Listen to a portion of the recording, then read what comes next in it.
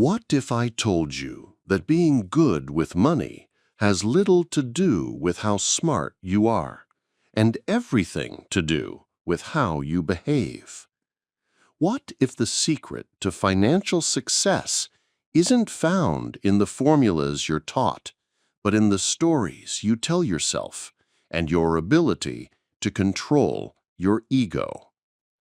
This is the powerful, counterintuitive premise at the heart of the modern classic, The Psychology of Money, by author Morgan Housel.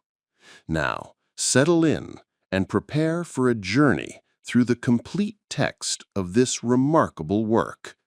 Together, we will uncover the timeless lessons, the hidden biases, and the surprising truths that shape our financial lives. Our exploration into the psychology of money begins now. Introduction. More than just math. The psychology of money. Welcome, traveler, to the heart of our journey. We embark today on a path less trodden in the world of finance. We're not here for spreadsheets, formulas, or complex algorithms. Our focus is on something far more human, far more unpredictable: behavior. This book, The Psychology of Money, isn't about becoming a financial genius. It's about understanding why we do what we do with money and how we can do it better. As Napoleon said, a genius is the man who can do the average thing when everyone else around him is losing his mind. And as Sherlock Holmes observed, the world is full of obvious things which nobody by any chance ever observes. We aim to see the obvious, the human, the behavioral. Consider the tale of the technology executive, a genius who designed key components of Wi-Fi routers and started multiple successful companies. He was wildly rich, yet he flaunted his wealth with a mix of insecurity and childish stupidity. He threw gold coins into the ocean, shattered lamps, and showered managers with cash, only to go broke years later. Then contrast that with Ronald Read, an American janitor and gas station attendant, a humble man with no financial education. He quietly saved and invested, amassing a net worth of over $8 million by the time he died. In what other field could someone with no college degree, no training, no background, no formal experience, and no connections massively outperform someone with the best education, the best training, and the best connections? It's impossible to imagine Ronald Read performing heart surgery better than a Harvard-trained surgeon. We're designing a skyscraper superior to the best-trained architects. Yet these stories happen in investing. Why? Because financial success is not a hard science. It's a soft skill. It's about how you behave, not necessarily what you know. It is, as we call it, the psychology of money. This is a greatly underappreciated skill. Finance is overwhelmingly taught as a math-based field where data goes into a formula and the formula tells you what to do, assuming you'll just go and do it. Have a 6-month emergency fund and save 10% of your salary, we are told. We know the historical correlations between interest rates and valuations. CFOs can measure the precise cost of capital. It's not that any of these things are wrong, but knowing what to do tells you nothing about what happens in your head when you try to do it. Two topics impact everyone: health and money. The healthcare industry is a triumph of modern science, with rising life expectancy across the world. But has the influx of brilliant minds into finance made us better investors? Are we less likely to bury ourselves in debt, more likely to save for a rainy day, prepare for retirement, and have realistic views about what money does and doesn't do for our happiness? The evidence is unconvincing. Why?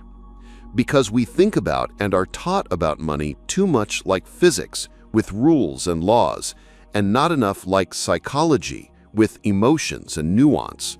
Money is everywhere, affects all of us, and confuses most of us.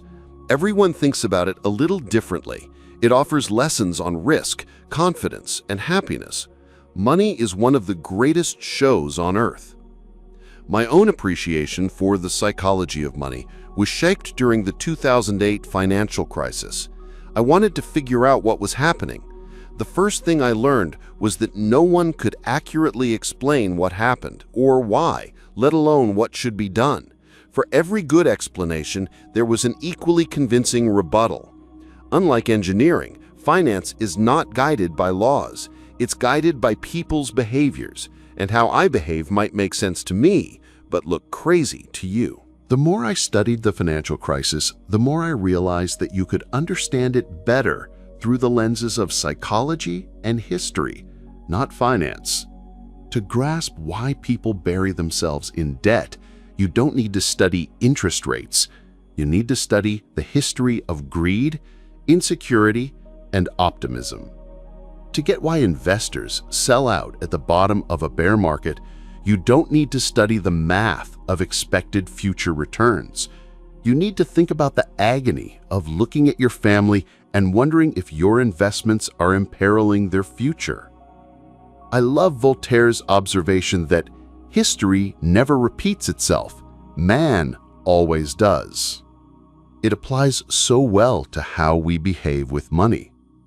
You will now hold a deeper dive into the most important and often counterintuitive features of the psychology of money. Each chapter describes these concepts in the form of short, engaging stories. It's not a long book, and that is intentional. I'd rather make many short points you finish than one long one you give up on. Let's begin with a critical point. People do some crazy things with money, but no one is crazy. The person who grew up in poverty thinks about risk and reward in ways the child of a wealthy banker cannot fathom. The person who grew up when inflation was high experienced something the person who grew up with stable prices never had to. Everyone has their own unique experience with how the world works, and what you've experienced is more compelling than what you learn secondhand. Your personal experiences with money make up maybe 0.0000001% of what's happened in the world, but maybe 80% of how you think the world works. So equally smart people can disagree about how and why recessions happen, how you should invest your money, what you should prioritize, how much risk you should take, and so on. In his book on 1930s America, Frederick Lewis Allen wrote that the Great Depression marked millions of Americans inwardly for the rest of their lives. John F. Kennedy, however, remarked that he had no first-hand knowledge of the Depression. My family had one of the great fortunes of the world, and it was worth more than ever then. We had bigger houses, more servants, we traveled more. The challenge for us is that no amount of studying or open-mindedness can genuinely recreate the power of fear and uncertainty. We all think we know how the world works, but we've all only experienced a tiny sliver of it. As investor Michael Batnick says, some lessons have to be experienced before they can be understood. We are all victims in different ways to that truth. This helps explain why, for example, people's lifetime investment decisions are heavily anchored to the experiences those investors had in their own generation, especially early in their adult life, and why the famed bond manager Bill Gross admits that he would probably not be where he is today if he had been born a decade earlier or later. The differences in how people have experienced money are not small, even among those you might think are pretty similar. The unemployment rate, local stock markets, German farms after the war, and so much more. No one should expect members of these groups to go through the rest of their lives thinking the same thing about inflation, the stock market, unemployment, or money in general. No one should expect them to respond to financial information the same way. No one should assume they are influenced by the same incentives. No one should expect them to trust the same sources of advice. Take the example of lottery tickets, mostly purchased by poor people. It seems crazy, but low-income lottery ticket buyers are paying for a dream. They see it as the only time in their lives they can hold a tangible dream of getting the good stuff that you already have and take for granted. That's why they buy more tickets than you do. You don't have to agree with this reasoning. Buying lotto tickets when you're broke is still a bad idea. Every decision people make with money is justified by taking the information they have at the moment and plugging it into their unique mental model of how the world works. Every financial decision a person makes sense to them in that moment and checks the boxes they need to check. Recognize how new this topic is. At the end of 2018, there was $27 trillion in U.S. retirement accounts. But the entire concept of being entitled to retirement is, at most, 2 generations old. The 401k, the backbone savings vehicle of American retirement, did not exist until 1978. The Roth IRA was not born until 1998. It should surprise no one that many of us are bad at saving and investing for retirement. We're not crazy. We're all just newbies. The same goes for college, index funds, hedge funds, and even widespread use of consumer debt. We all do crazy stuff with money because we're all relatively new to this game, and what looks crazy to you might make sense to me. But no one is crazy. We all make decisions based on our own unique experiences that seem to make sense to us in a given moment. Now, let me tell you a story about how Bill Gates got rich. Chapter 1. The Illusion of Control. Why no one's crazy when it comes to money. Welcome back.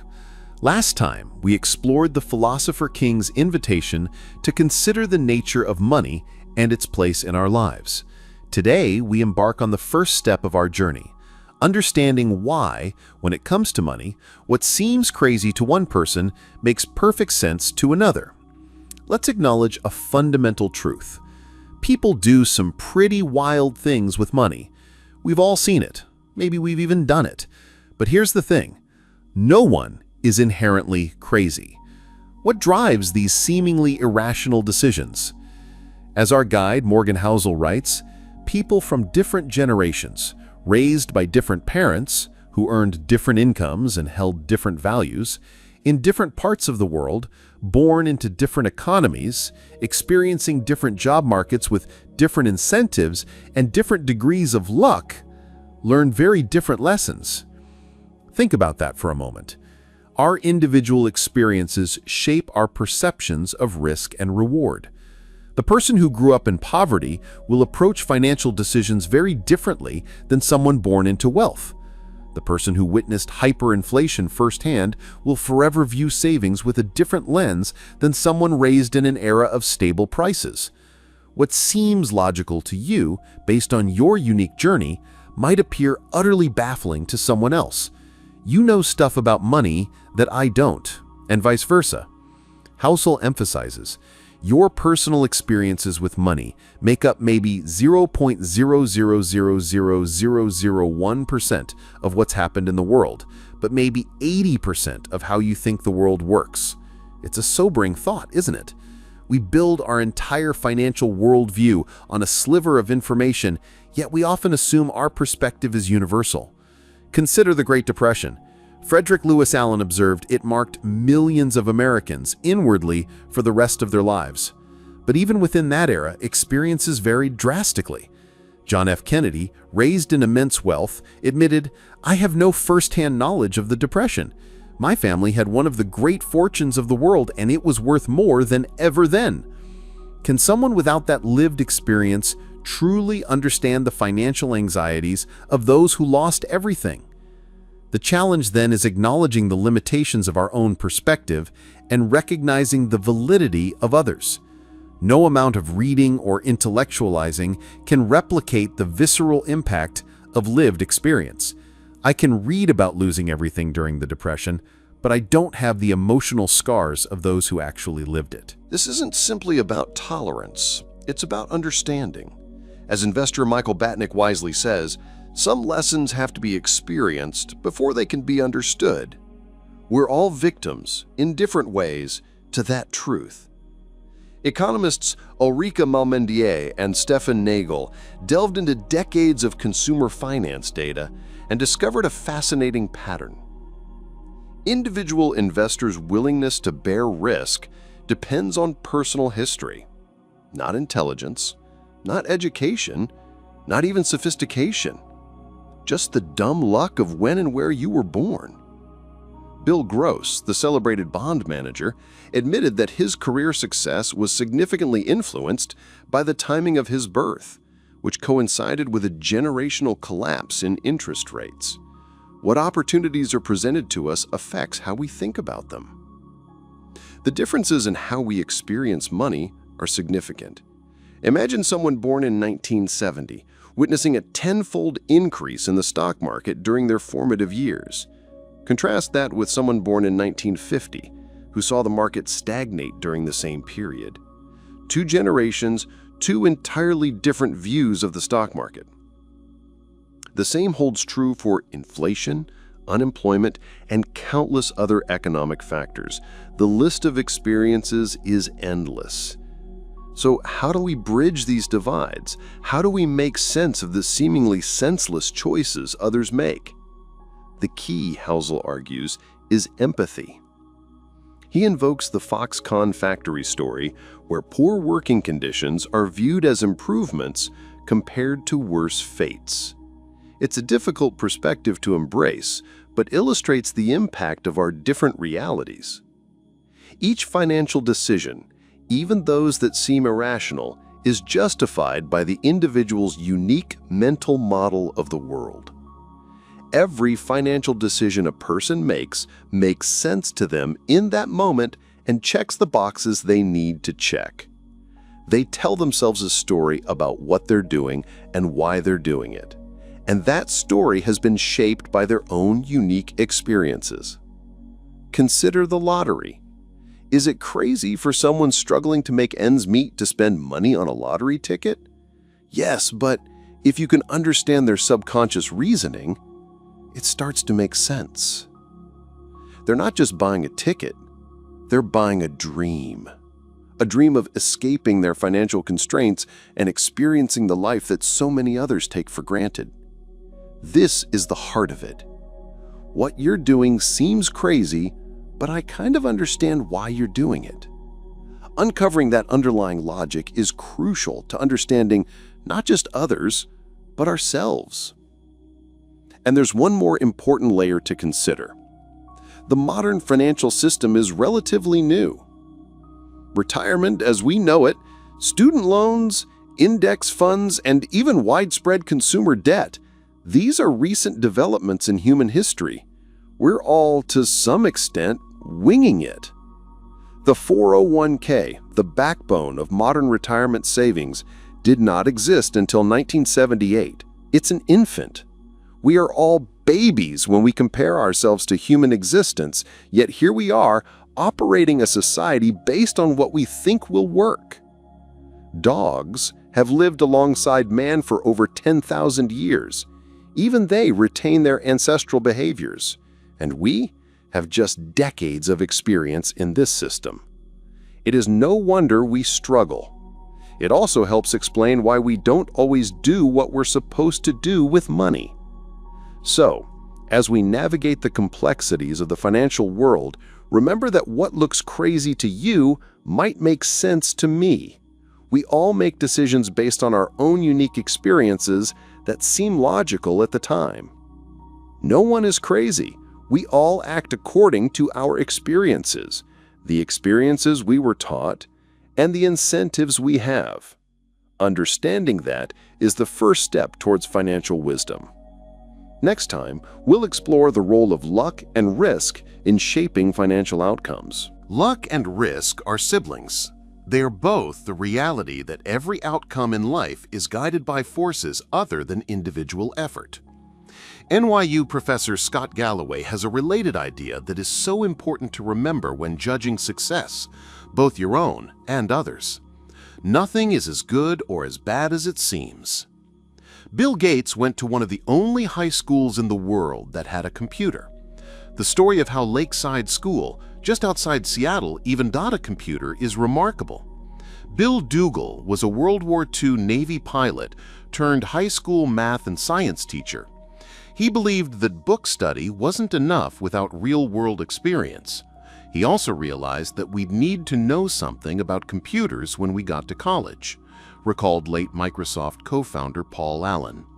In 1968, Dougal petitioned the Lakeside School Mothers Club to use the proceeds from its annual rummage sale, about $3,000, to lease a teletype Model 30 computer hooked up to the General Electric mainframe terminal for computer time-sharing.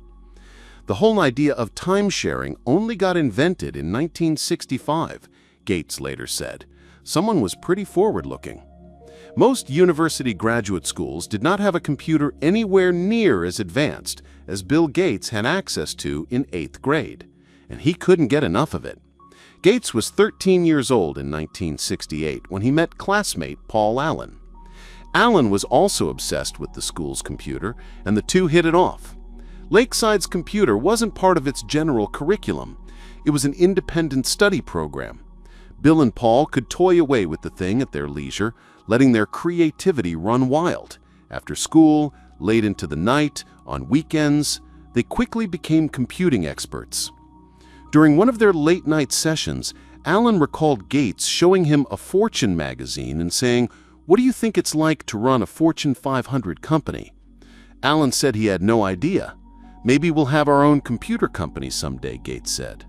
Microsoft is now worth more than $1 trillion. Little quick math.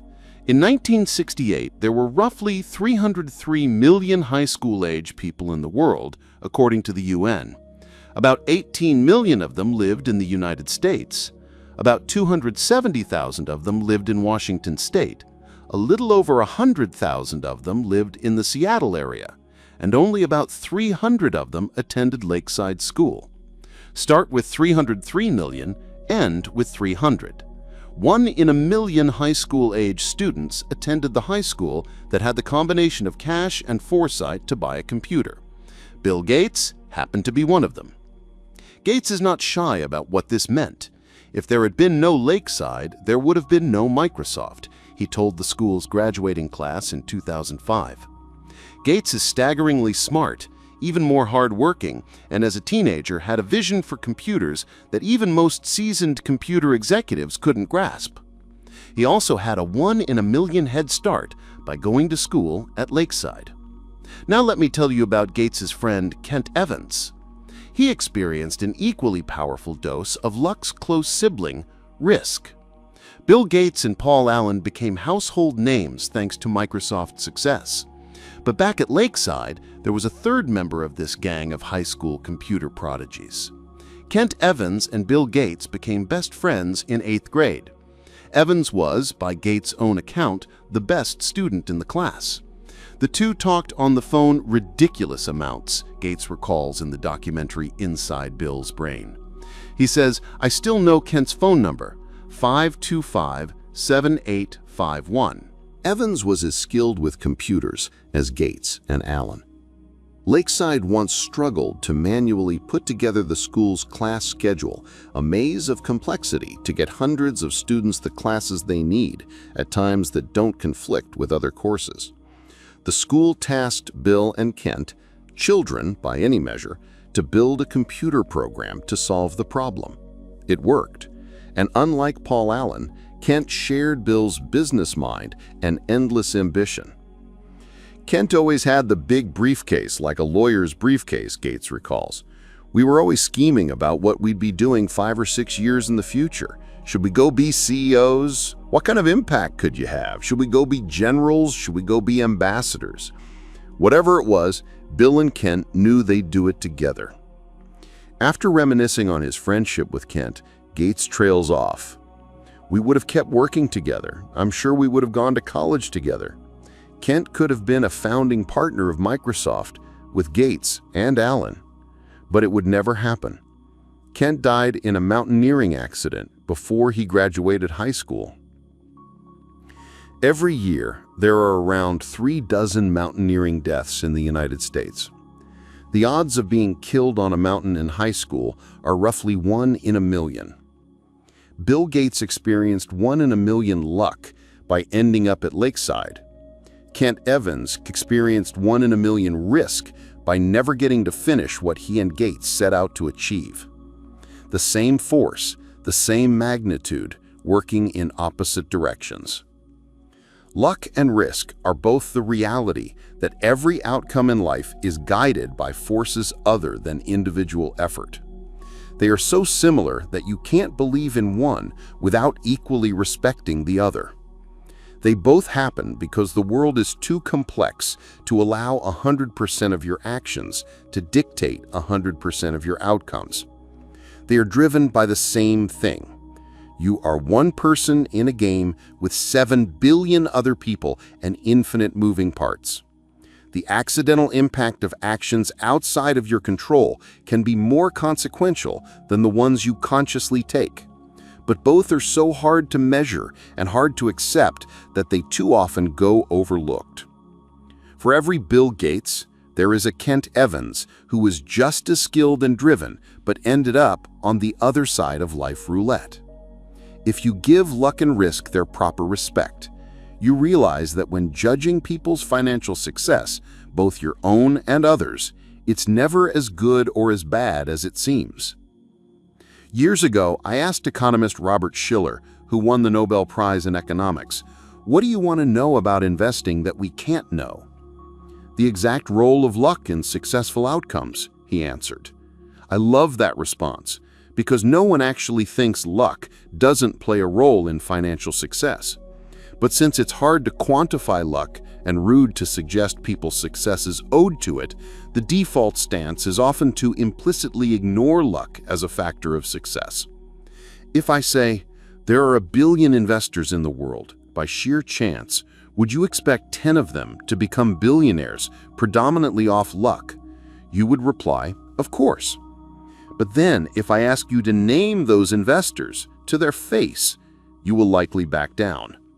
When judging others, attributing success to luck makes you look jealous and mean, even we know it exists. And when judging yourself, attributing success to luck can be too demoralizing to accept. Economist Bhaskar Mazumdar has shown that incomes among brothers are more correlated than height or weight. If you are rich and tall, your brother is more likely to also be rich than he is tall. I think most of us intuitively know this is true. The quality of your education and the doors that open for you are heavily linked to your parents' socioeconomic status. But find me 2 rich brothers, and I'll show you 2 men who do not think this study's findings apply to them. Failure, which can be anything from bankruptcy to not meeting a personal goal, is equally abused. Did failed businesses not try hard enough? Were bad investments not thought through well enough? Are wayward careers due to laziness? Sometimes, yes, of course. But how much? It's so hard to know.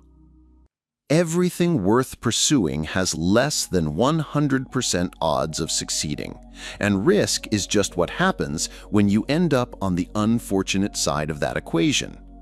Just as with luck, the story gets too hard, too messy, too complex if we try to pick apart how much of an outcome was a conscious decision versus a risk. Say I buy a stock, and 5 years later it's gone nowhere. It's possible that I made a bad decision by buying it in the first place. It's also possible that I made a good decision that had an 80% chance of making money, and I just happened to end up on the side of the unfortunate 20%. How do I know which is which? Did I make a mistake, or did I just experience the reality of risk? It's possible to statistically measure whether some decisions were wise, but in the real world, day to day, we simply don't. It's too hard. We prefer simple stories, which are easy but often devilishly misleading. After spending years around investors and business leaders, I've come to realize that someone else's failure is usually attributed to bad decisions, while your own failures are usually chalked up to the dark side of risk. When judging your failures, I'm likely to prefer a clean and simple story of cause and effect because I don't know what's going on inside your head. You had a bad outcome, so it must have been caused by a bad decision is the story that makes the most sense to me. But when judging myself, I can make up a wild narrative justifying my past decisions and attributing bad outcomes to risk. The cover of Forbes magazine does not celebrate poor investors who made good decisions but happened to experience the unfortunate side of risk. But it almost certainly celebrates rich investors who made okay or even reckless decisions and happened to get lucky. Both flipped the same coin that happened to land on a different side. The dangerous part of this is that we're all trying to learn about what works and what doesn't with money. What investing strategies work? Which ones don't? What business strategies work? Which ones don't? How do you get rich? How do you avoid being poor? We tend to seek out these lessons by observing successes and failures and saying, do what she did, avoid what he did. If we had a magic wand, we would find out exactly what proportion of these outcomes were caused by actions that are repeatable versus the role of random risk and luck that swayed those actions one way or the other. But we don't have a magic wand. We have brains that prefer easy answers without much appetite for nuance. So, identifying the traits we should emulate or avoid can be agonizingly hard. Let me tell you another story of someone who, like Bill Gates, was wildly successful, but whose success is hard to pin down as being caused by luck or skill. Cornelius Vanderbilt had just finished a series of business deals to expand his railroad empire. One of his business advisors leaned in to tell Vanderbilt that every transaction he agreed to broke the law. "My God, John," said Vanderbilt, "do you not suppose you can run a railroad in accordance with the statutes of the state of New York, do you?"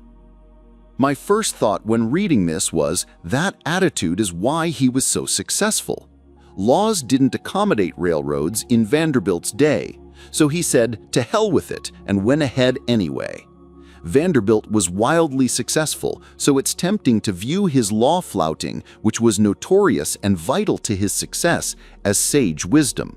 That scrappy visionary let nothing get in his way. But how dangerous is that analysis? No sane person would recommend flagrant crime as an entrepreneurial trait. You can easily imagine Vanderbilt's story turning out much different. An outlaw whose young company collapsed under court order. So we have a problem here. You can praise Vanderbilt for flouting the law with as much passion as you criticize Enron for doing the same. Perhaps one got lucky by avoiding the arm of the law, while the other found itself on the side of risk. John D. Rockefeller is similar. His frequent circumventing of the law, a judge once called his company no better than a common thief, is often portrayed by historians as cunning business smarts. Maybe it was. But when does the narrative shift from, you didn't let outdated laws get in the way of innovation, to, you committed a crime? Or, how little would the story have to shift for the narrative to have turned from, Rockefeller was a genius, try to learn from his successes, to, Rockefeller was a criminal, try to learn from his business failures? Very little. "What do I care about the law?" Vanderbilt once said. "Ain't I got the power?" He did, and it worked. But it's easy to imagine those being the last words of a story with a very different outcome. The line between bold and reckless can be thin. When we don't give risk and luck their proper billing, it's often invisible. Benjamin Graham is known as one of the greatest investors of all time, the father of value investing, and the early mentor of Warren Buffett. But the majority of Benjamin Graham's investing success was due to owning an enormous chunk of Geico stock, which, by his own admission, broke nearly every diversification rule that Graham himself laid out in his famous texts. Where does the thin line between bold and reckless fall here? I don't know. Graham wrote about his Geico bonanza, one lucky break or one supremely shrewd decision. Can we tell them apart? Not easily. We similarly think Mark Zuckerberg is a genius for turning down Yahoo's 2006 $1 billion offer to buy his company. He saw the future and stuck to his guns. But people criticize Yahoo with as much passion for turning down its own big buyout offer from Microsoft. Those fools should have cashed out while they could. What is the lesson for entrepreneurs here? I have no idea, because risk and luck are so hard to pin down. There are so many examples of this. Countless fortunes and failures owe their outcome to leverage. The best and worst managers drive their employees as hard as they can. The customer is always right, and customers don't know what they want are both accepted business wisdom. The line between inspiringly bold and foolishly reckless can be a millimeter thick and only visible with hindsight. Risk and luck are doppelgangers. This is not an easy problem to solve. The difficulty in identifying what is luck, what is skill, and what is risk is one of the biggest problems we face when trying to learn about the best way to manage money. But two things can point you in a better direction. Be careful who you praise and admire. Be careful who you look down upon and wish to avoid becoming.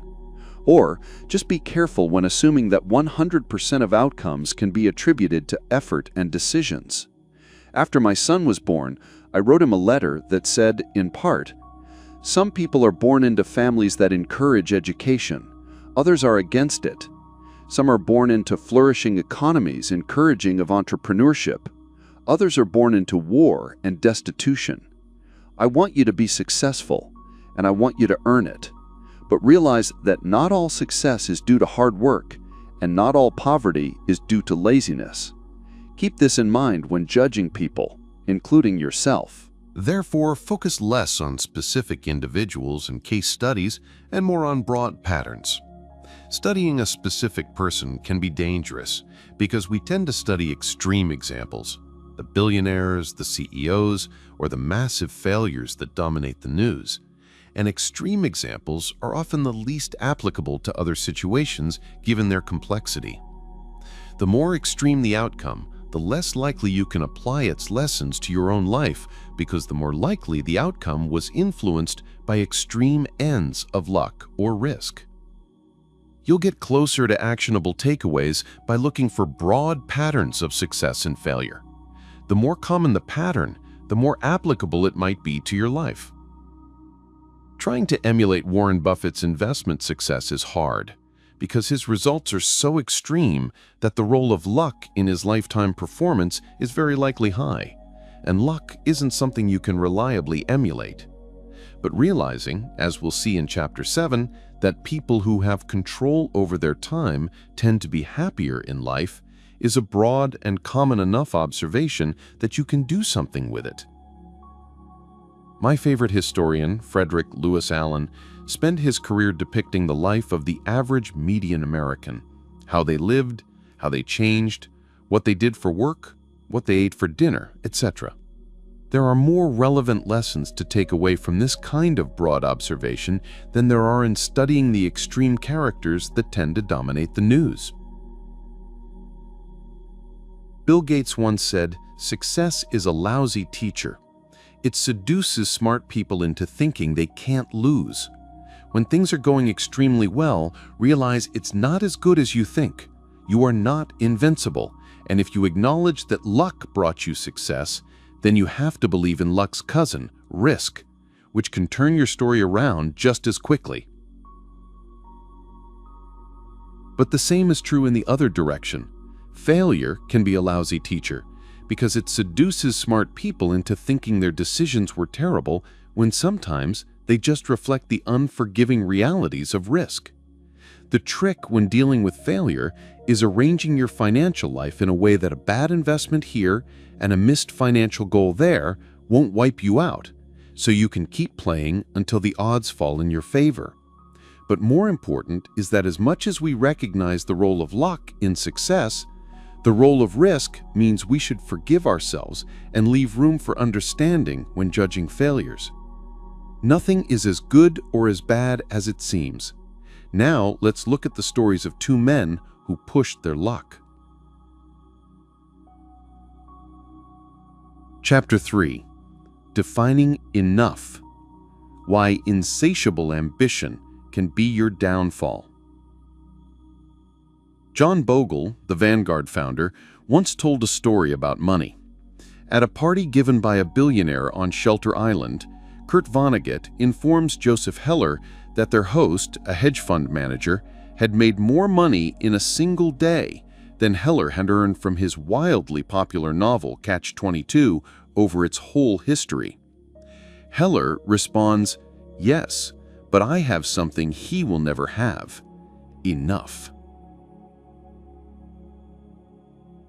Enough. That simple word, so eloquent, so powerful. For a critical element of our society, it seems there is no limit today on what enough entails. Let's consider two examples, stories that demonstrate the dangers of never having enough. Rajat Gupta was orphaned as a teenager. By his mid-40s, he was CEO of McKinsey, the world's most prestigious consulting firm. From the slums of Kolkata, he became one of the most successful businessmen alive. By 2008, Gupta was reportedly worth $100 million. He could have done anything he wanted in life. But what he wanted, by all accounts, was not to be a mere centimillionaire. Rajat Gupta wanted to be a billionaire. As a Goldman Sachs board member, he learned of Warren Buffett's planned investment of $5 billion in the bank. Just 16 seconds after learning of the deal, Gupta called a hedge fund manager, Raj Rajaratnam, who immediately bought shares of Goldman Sachs. Rajaratnam made a quick $1 million. That was just one example of an alleged trend. The SEC claims Gupta's insider tips led to $17 million in profits. Gupta and Rajaratnam both went to prison for insider trading. Their careers and reputations irrevocably ruined. Consider Bernie Madoff. Before his Ponzi scheme, Madoff was a wildly successful and legitimate businessman. His market-making firm siphoned a huge volume of stock trades away from the big board. A former staffer said the market-making arm of Madoff's business made between $25 million and $50 million per year. And yet, the fraud. Why would someone worth hundreds of millions of dollars be so desperate for more money that they risked everything in pursuit of even more? They already had unimaginable wealth, prestige, power, freedom, and they threw it all away because they wanted more. They had no sense of enough. These are extreme examples, of course, but there are non-criminal versions of this behavior. The hedge fund Long-Term Capital Management was staffed with traders personally worth tens and hundreds of millions of dollars each, with most of their wealth invested in their own funds. Then they took so much risk in the quest for more that they managed to lose everything. In 1998, in the middle of the greatest bull market and strongest economy in history. As Warren Buffett later put it, to make money they didn't have and didn't need, they risked what they did have and did need. And that's foolish. There is no reason to risk what you have and need for what you don't have and don't need. It's one of those things that's as obvious as it is overlooked.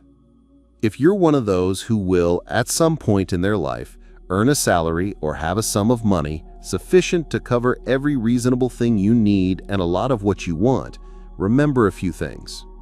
First, the hardest financial skill is getting the goalpost to stop moving. If expectations rise with results, there is no logic in striving for more, because you'll feel the same after putting in extra effort. It gets dangerous when the taste of having more money, more power, more prestige, increases ambition faster than satisfaction. In that case, one step forward pushes the goalpost 2 steps ahead. You feel as if you're falling behind, and the only way to catch up is to take greater and greater amounts of risk. Modern capitalism is a pro at 2 things: generating wealth and generating envy. But life isn't any fun without a sense of enough. Happiness, as it's said, is just results minus expectations. Second, remember that social comparison is the problem here. The ceiling of social comparison is so high that virtually no one will ever hit it. It's a battle that can never be won, or that the only way to win is to not fight to begin with, to accept that you might have enough even if it's less than those around you. The only way to win in a Las Vegas casino is to exit as soon as you enter. That's exactly how the game of trying to keep up with other people's wealth works too. Third, enough is not too little. It might look like conservatism, leaving opportunity and potential on the table, but enough is realizing that the opposite, an insatiable appetite for more, will push you to the point of regret. You can't stop reaching for more until you break and are forced to. This can be as innocent as burning out at work or a risky investment allocation you can't maintain. Or you resort to stealing because every dollar is worth reaching for, regardless of consequence.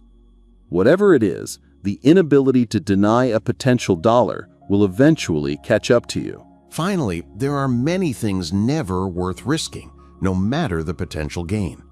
Reputation is invaluable. Freedom and independence are invaluable. Family and friends are invaluable. Being loved by those who you want to love you is invaluable. Happiness is invaluable. And your best shot at keeping these things is knowing when it's time to stop taking risks that might harm them. Knowing when you have enough. The good news is that the most powerful tool for building enough is remarkably simple and doesn't require taking risks that could damage any of these things. And that, my friends, is our next subject. Power of compounding. Patience as the ultimate financial superpower. Let's explore a phenomenon that often defies our intuitive understanding, the power of compounding. It's a concept so profound it can transform seemingly insignificant beginnings into astonishing results. John Bogle, the visionary founder of Vanguard, shared a telling anecdote that reveals this power.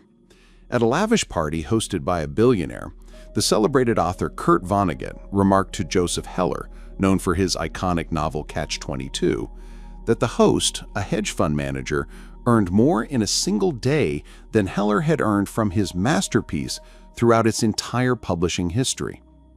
Heller's insightful response? Yes, but I have something he will never have. Enough. The essence of this story speaks volumes about the importance of recognizing the power of compounding and the dangers of insatiable ambition, and the importance of defining enough.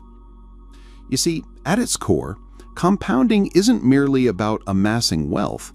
It's about understanding the profound effect that time has on even the smallest amounts of money that grows. Imagine an ice age. It begins not with a sudden dramatic freeze, but with a summer that isn't quite warm enough to melt the previous winter's snow. That thin layer of leftover ice becomes a base for more snow, reflecting sunlight and further cooling the environment. This cycle continues year after year until a seasonal snowpack transforms into a continental ice sheet. As glaciologist Gwen Saltz aptly put it, it is not necessarily the amount of snow that causes ice sheets, but the fact that snow, however little, lasts. The takeaway? You don't need tremendous force to create tremendous results. Compounding is just such a slow but effective force. The lesson here is clear. Significant gains can emerge from small changes implemented with consistency. Consider the extraordinary tale of Warren Buffett.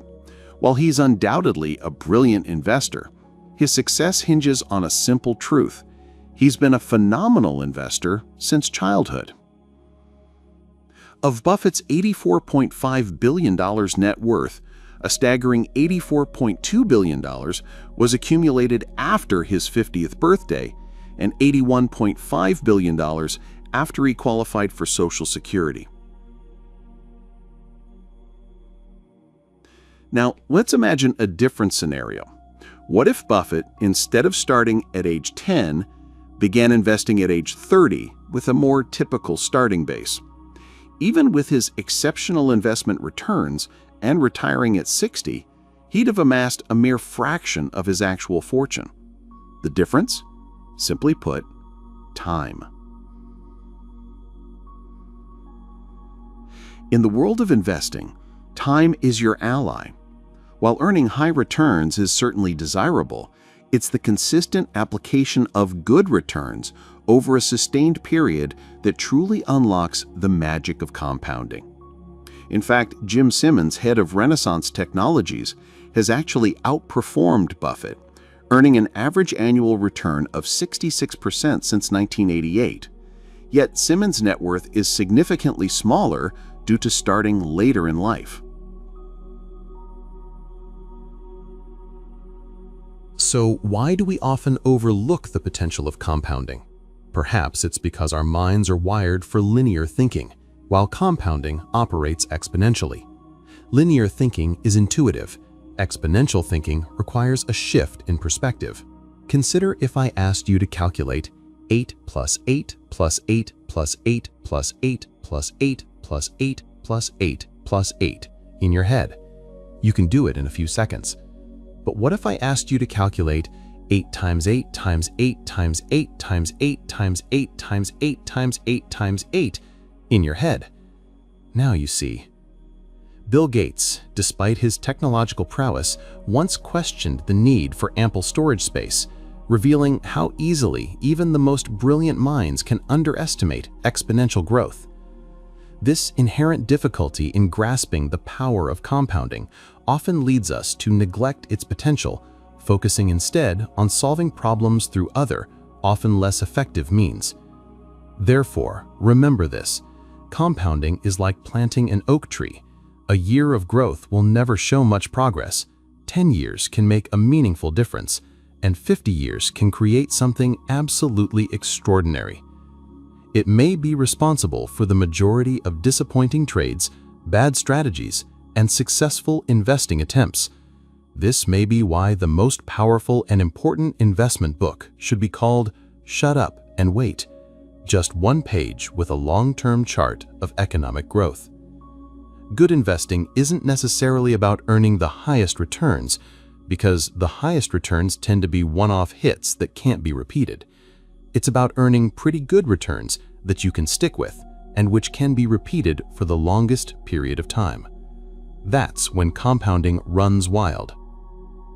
As we approach our final destination on this financial journey, we uncover another crucial principle: the importance of a survival mentality.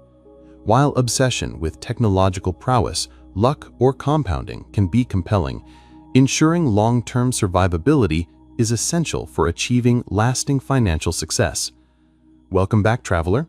We've explored the illusion of control, the role of luck, the perils of insatiable ambition, and the magic of compounding.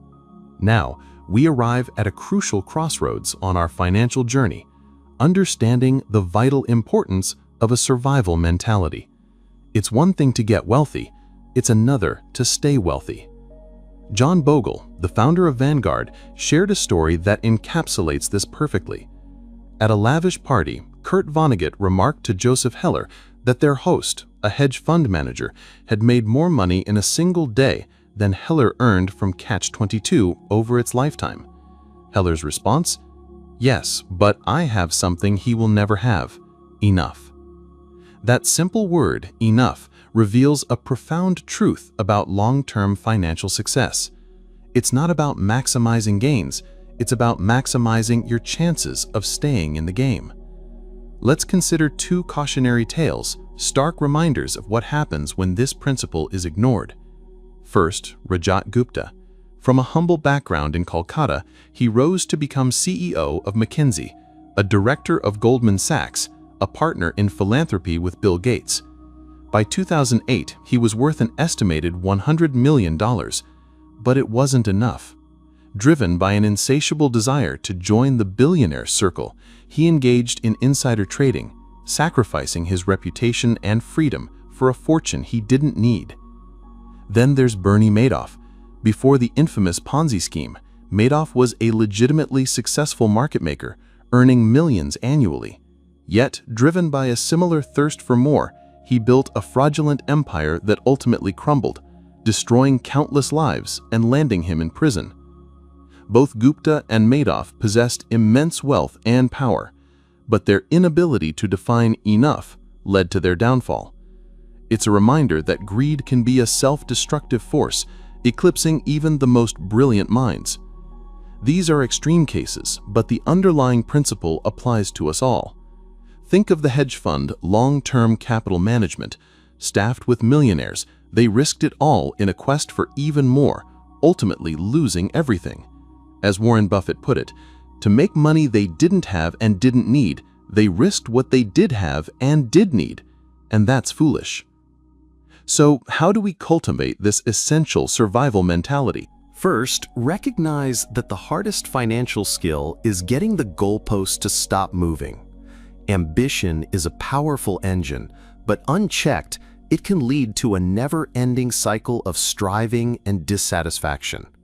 Modern capitalism excels at generating both wealth and envy, making it crucial to define your own enough. Second, understand that social comparison is a dangerous trap. The ceiling of wealth is so high that virtually no one can reach it. Comparing yourself to others only fuels a sense of inadequacy and encourages risky behavior. The only way to win this game is to not play it. Third, remember that enough is not too little. It's not about settling for mediocrity or leaving opportunities on the table. It's about recognizing that the pursuit of more can lead to regret and ultimately ruin. As the saying goes, the only way to know how much food you can eat is to eat until you're sick. Few try this because vomiting hurts more than any meal is good. Finally, understand that some things are never worth risking, no matter the potential gain. Reputation, freedom, independence, family, and happiness are invaluable. Your best shot at keeping these things is knowing when it's time to stop taking risks that might harm them, knowing when you have enough. The fascinating thing is, the most powerful tool for building enough is remarkably simple. It's called saving, and it's the topic we'll explore next. But for now, let's reflect on what we've learned. It's about prioritizing longevity over fleeting gains. It's about recognizing the limits of ambition and the dangers of social comparison. And above all, it's about knowing when you have enough and protecting the things that truly matter. It's about surviving to thrive. The long tail of success, accepting imperfection and embracing outliers. We've explored how survival is paramount and patience is powerful. But now let's talk about imperfection. Let's talk about embracing the unexpected and accepting that in the world of money, tails you win. Heinz Berguen fled Nazi Germany with nothing. He studied literature, not finance, not art history, but literature. Yet decades later, he amassed one of the most successful art collections of all time. He sold part of it for over 100 million euros. The private market value? Well over $1 billion. How? Skill? Luck? Perhaps. But Horizon Research offered a perspective. They said, the great investors bought vast quantities of art. A subset of the collections turned out to be great investments, and they were held for a sufficiently long period of time to allow the portfolio return to converge upon the return of the best elements in the portfolio. That's all that happens. They operated like index funds. They bought everything they could. They sat and waited for a few winners to emerge.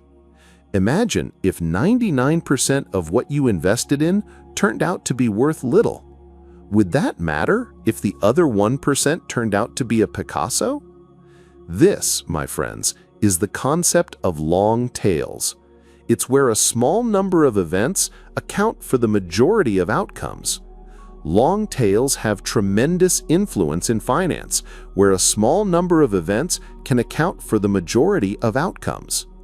It's not intuitive. It defies our linear thinking. We underestimate how normal it is for things to fail, and when they do, we overreact. Take Walt Disney. After 400 cartoons, most lost a fortune. Then came Snow White. One movie, 83 minutes, and Disney Studios was transformed.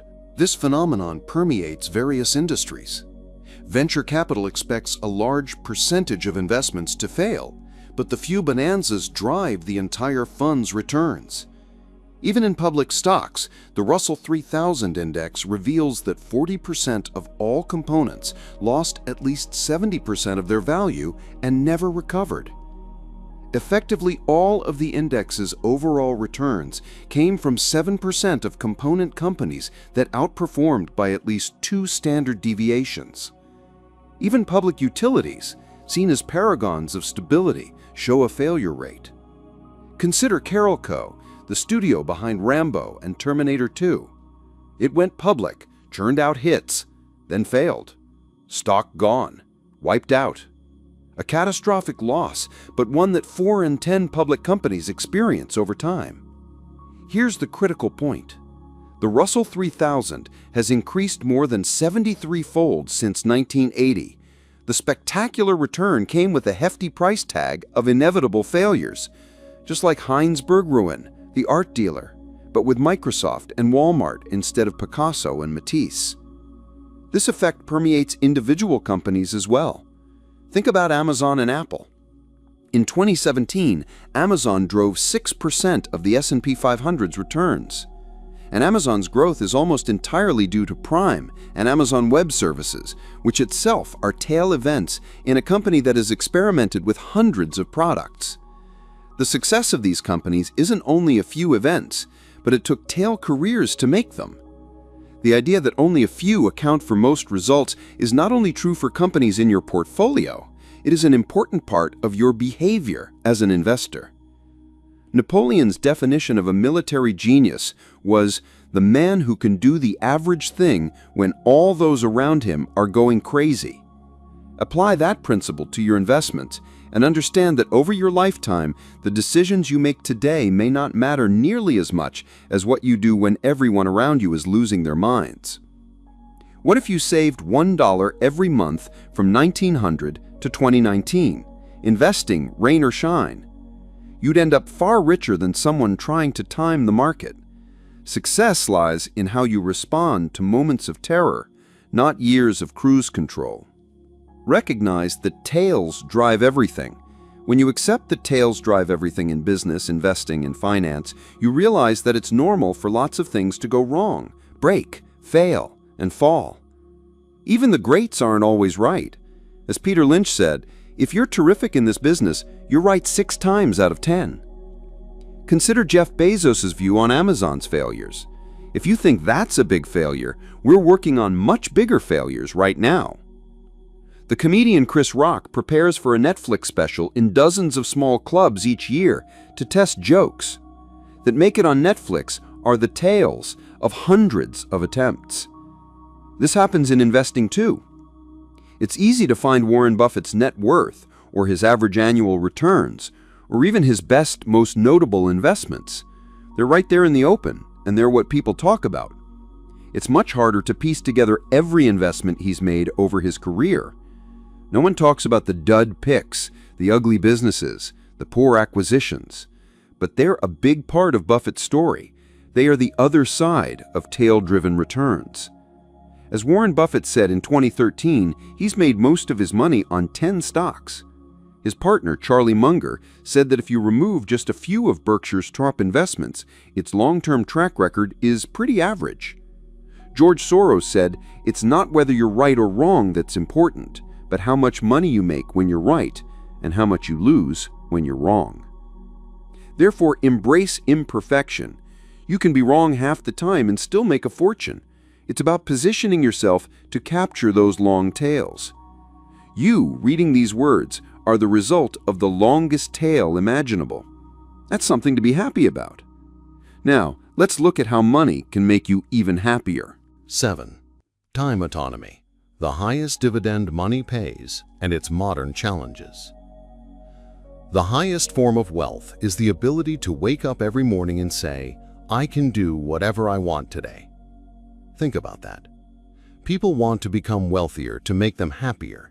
And while happiness is complex, isn't the ability to control one's life a universal desire?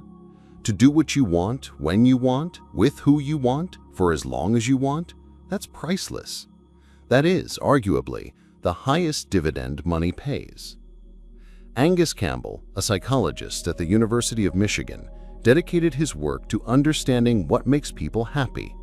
He found that the strongest predictor of well-being wasn't salary, house size, or job prestige, but rather, quote, having a strong sense of controlling one's life, unquote.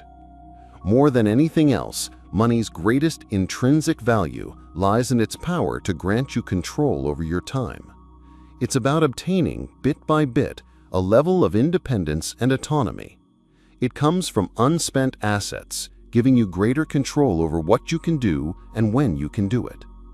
Think of it. A small amount of wealth means the ability to take a few days off work when you're sick without breaking the bank.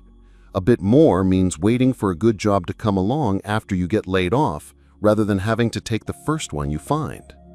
6 months' emergency expenses means not being terrified of your boss, because you know you won't be ruined if you have to take some time off to find a new job. Even more still means the ability to take a job with lower pay but flexible hours, maybe one with a shorter commute, or being able to deal with a medical emergency without the added burden of worrying about how you'll pay for it. Then ultimately, there's retiring when you want to instead of when you need to. Using your money to buy time and options has a lifestyle benefit few luxury goods can compete with. Throughout college, one of the writers of this book wanted to be an investment banker. There was only one reason why. They made a lot of money. That was the only drive, and one he was 100% positive would make him happier once he got it. He got a summer internship at an investment bank in Los Angeles in his junior year and thought he won the career lottery. This is all I ever wanted. On his first day, he realized why investment bankers make a lot of money. They work longer and more controlled hours than he knew humans could handle. Going home before midnight was considered a luxury, and there was a saying in the office, "If you don't come to work on Saturday, don't bother coming back on Sunday." The job was intellectually stimulating, paid well, and made me feel important. But every waking second of his time became a slave to his boss's demands, which was enough to turn it into one of the most miserable experiences of his life. It was a 4-month internship. He lasted a month. The hardest thing about this was that I loved the work, and I wanted to work hard. But doing something you love on a schedule that you can't control can feel the same as doing something you hate. Psychologists call it reactance. When we try to get them to do something, they feel disempowered. Rather than feeling like they made the choice, they feel like we made it for them. So they say no or do something else, even when they might have originally been happy to go along. So when you accept how true that statement is, you realize that aligning money toward life that lets you do what you want, when you want, with who you want, where you want, for as long as you want, has incredible return. The United States is the richest nation in the history of the world, but there is little evidence that its citizens are, on average, happier today than they were in the 1950s, when wealth and income were much lower, even at the median level and adjusted for inflation. Why? Part of what's happened here is that we've used our greater wealth to buy bigger and better stuff, but we've simultaneously given up more control over our time. At best, those things cancel each other out. More and more of us now have jobs that require constant mental engagement, blurring the lines between work and leisure. Even when we're not physically at work, the mental demands persist, making it feel like work never truly ends. Compared to generations prior, control over your time is diminished. And since controlling your time is such a key happiness influencer, we shouldn't be surprised that people don't feel much happier, even though we are, on average, richer than ever. So what can we do about it? It's not an easy problem to solve because everyone's different. The first step is merely acknowledging what does and does not make almost everyone happy. We must be reminded, no one said that to be happy you should try to work as hard as you can to make money to buy the things you want. No one said it's important to be at least as wealthy as the people around you, and if you have more than they do, it's real success. No one said you should choose your work based on your desired future earning power. What people truly value are things like quality friendships, being part of something bigger than themselves, and spending quality time unstructured with their children. As someone once wrote, your kids don't want your money or what your money buys anywhere near as much as they want you. Specifically, they want you with them. Take it from those who have lived through everything. Controlling your time is the highest dividend money pays. 8. The wealth illusion. Distinguishing between rich and wealthy. Let's talk about a wealth illusion, a trick of perception that can profoundly affect your financial life. It might even make you rethink what you believe about success and how you measure it. Think about the man in the car paradox, as I call it. When you see someone driving a fancy car, you rarely think, wow, the person driving that car is cool. Instead, you think, wow, if I had that car, people would think I was cool. It's a subtle distinction, but it reveals a fundamental truth about how we perceive wealth and status. We tend to want wealth to signal to others that we should be liked and admired. But in reality, those other people often bypass admiring you, not because they don't think wealth is admirable, but because they use your wealth as a benchmark for their own desire to be liked and admired. I once wrote a letter to my son that said, you might think you want an expensive car, a fancy watch, and a huge house, but I'm telling you, you don't. What you want is respect and admiration from other people, and you think having expensive stuff will bring it. It almost never does, especially from the people you want to respect and admire you. This illusion, this misplaced focus on outward appearances, can lead to some seriously flawed financial decisions. It can tempt you to spend money you don't have on things you don't need, all in the pursuit of an admiration that often never materializes. If respect and admiration are your goal, be careful how you seek it. Humility, kindness, and empathy will bring you more respect than horsepower ever will. But this is just the beginning. What I want to explore goes deeper than just possessions. Here's a more important truth.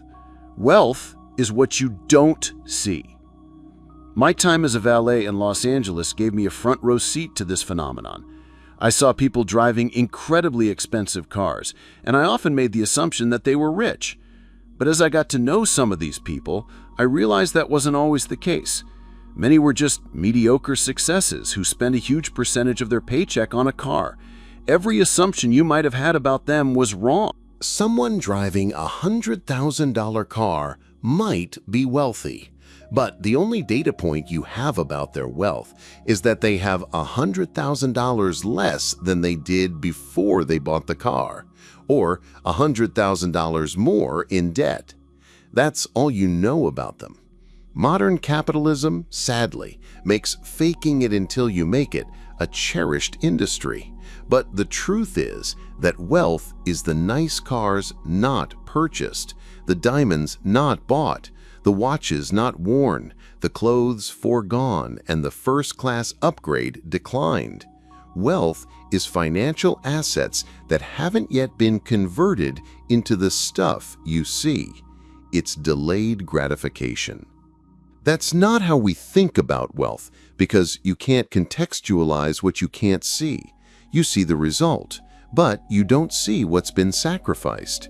Singer Rihanna nearly went bankrupt after overspending and sued her financial advisor. The advisor responded, Was it really necessary to tell her that if you spend money on things, you will end up with the things and not the money? You can laugh, and please do, but the answer is yes, people do need to be told that. When most people say they want to be a millionaire, what they might actually mean is, I'd like to spend $1 million.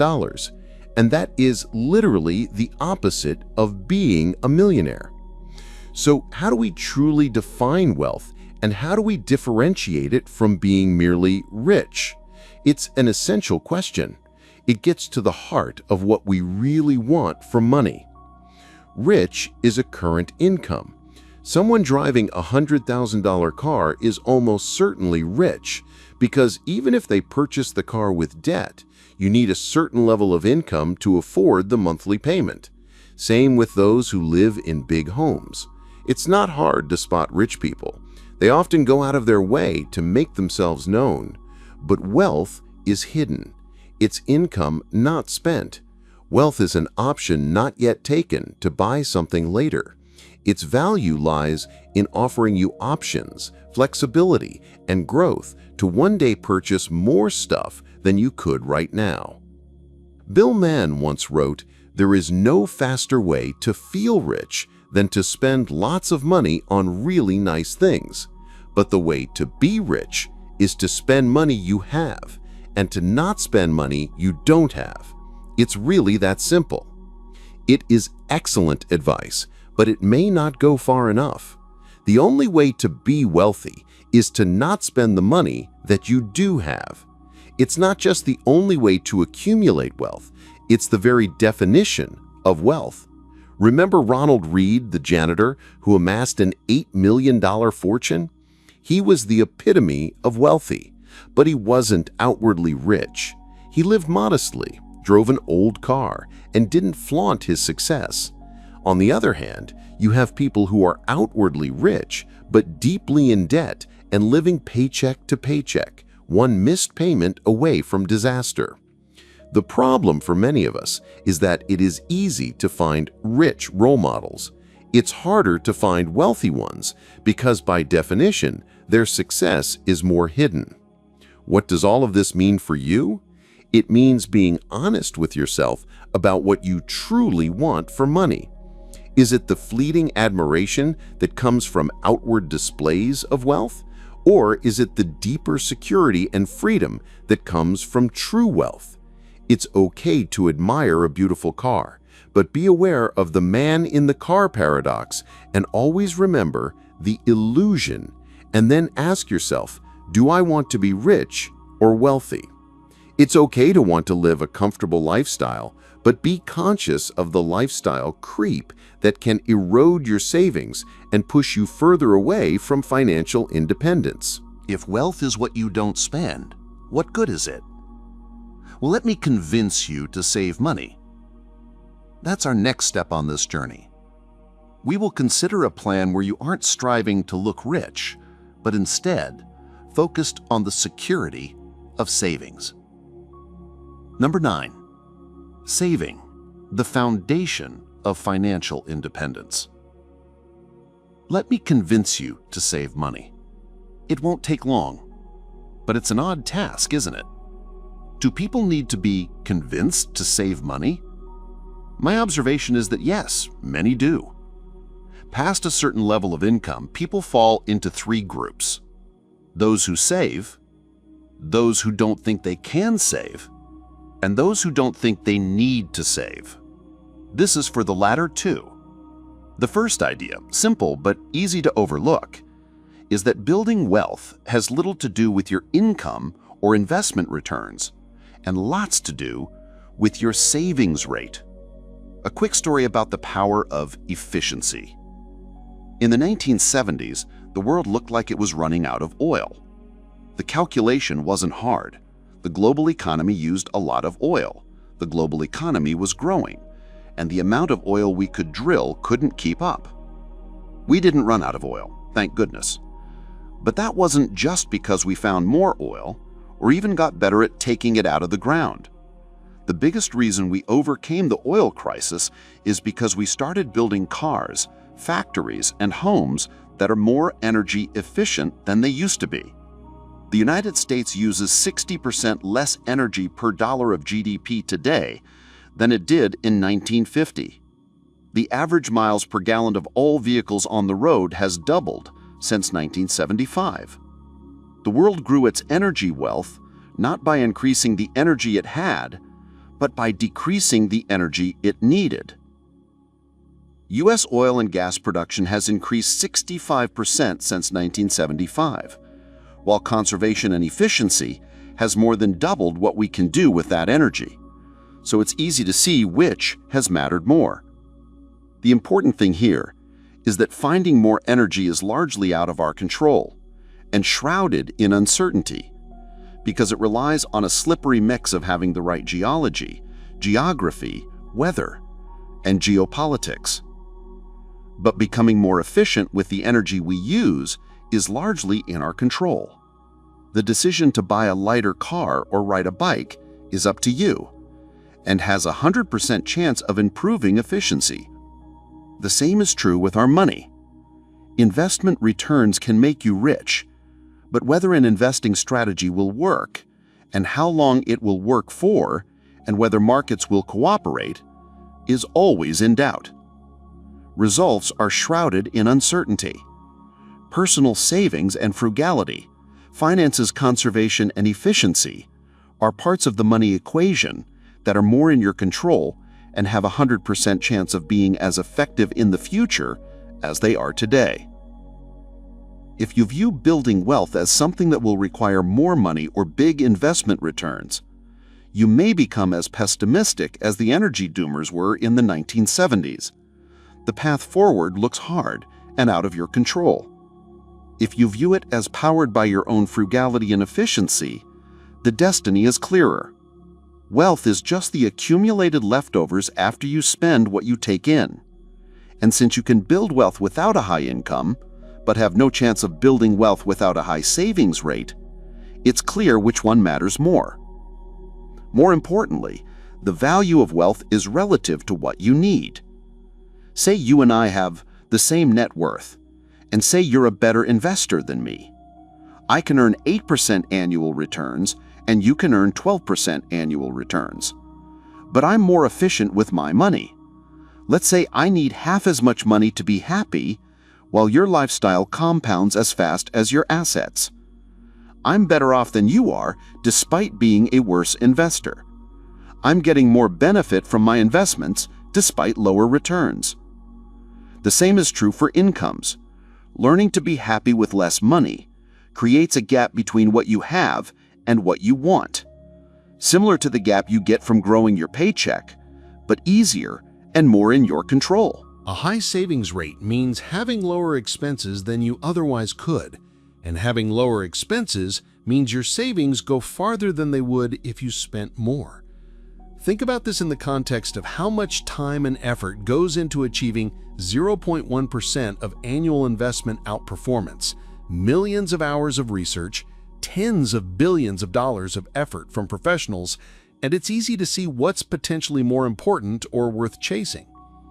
There are professional investors who grind 80 hours a week to add 1/10 of a percentage point to their returns when there are 2 or 3 full percentage points of lifestyle bloat in their finances that can be exploited with less effort.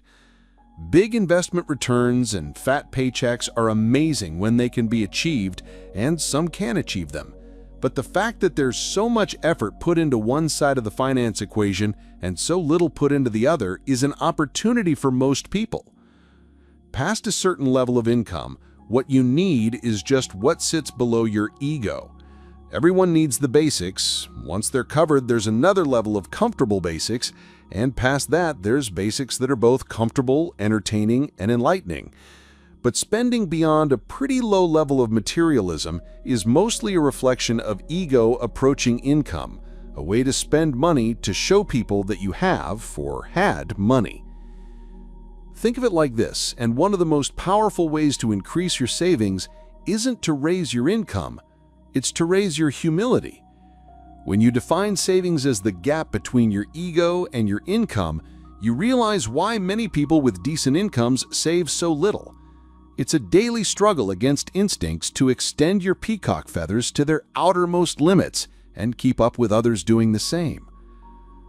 People with enduring personal finance success, not necessarily those with high incomes, tend to have a propensity to not give a damn what others think about them. So people's ability to save is more in their control than they might think. Savings can be created by spending less. You can spend less if you desire less, and you will desire less if you care less about what others think of you. As I argue often in this book, money relies more on psychology than finance. And you don't need a specific reason to save. Some people save money for a down payment on a house or a new car or for retirement. That's great, of course, but saving does not require a goal of purchasing something specific. You can save just for saving's sake, and indeed you should. Everyone should. Only saving for a specific goal makes sense in a predictable world, but ours isn't.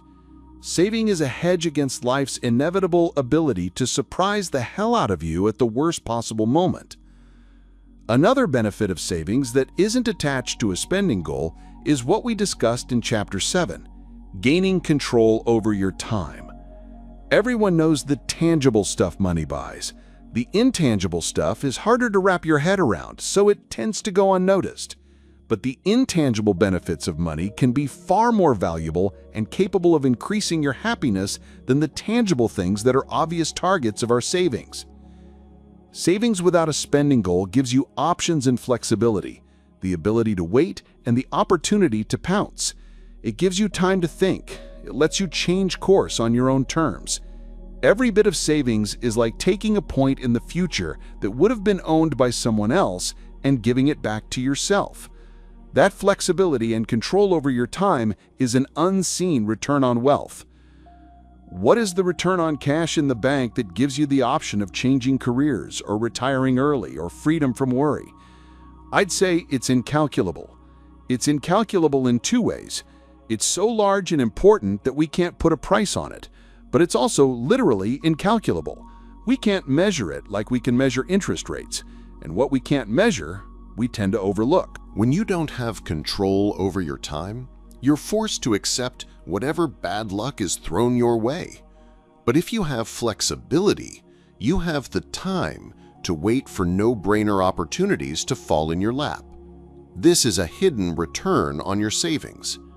Savings in the bank that earn 0% interest might actually generate an extraordinary return if they give you the flexibility to take a job with a lower salary but more purpose, or wait for investment opportunities that come when those without flexibility turn desperate.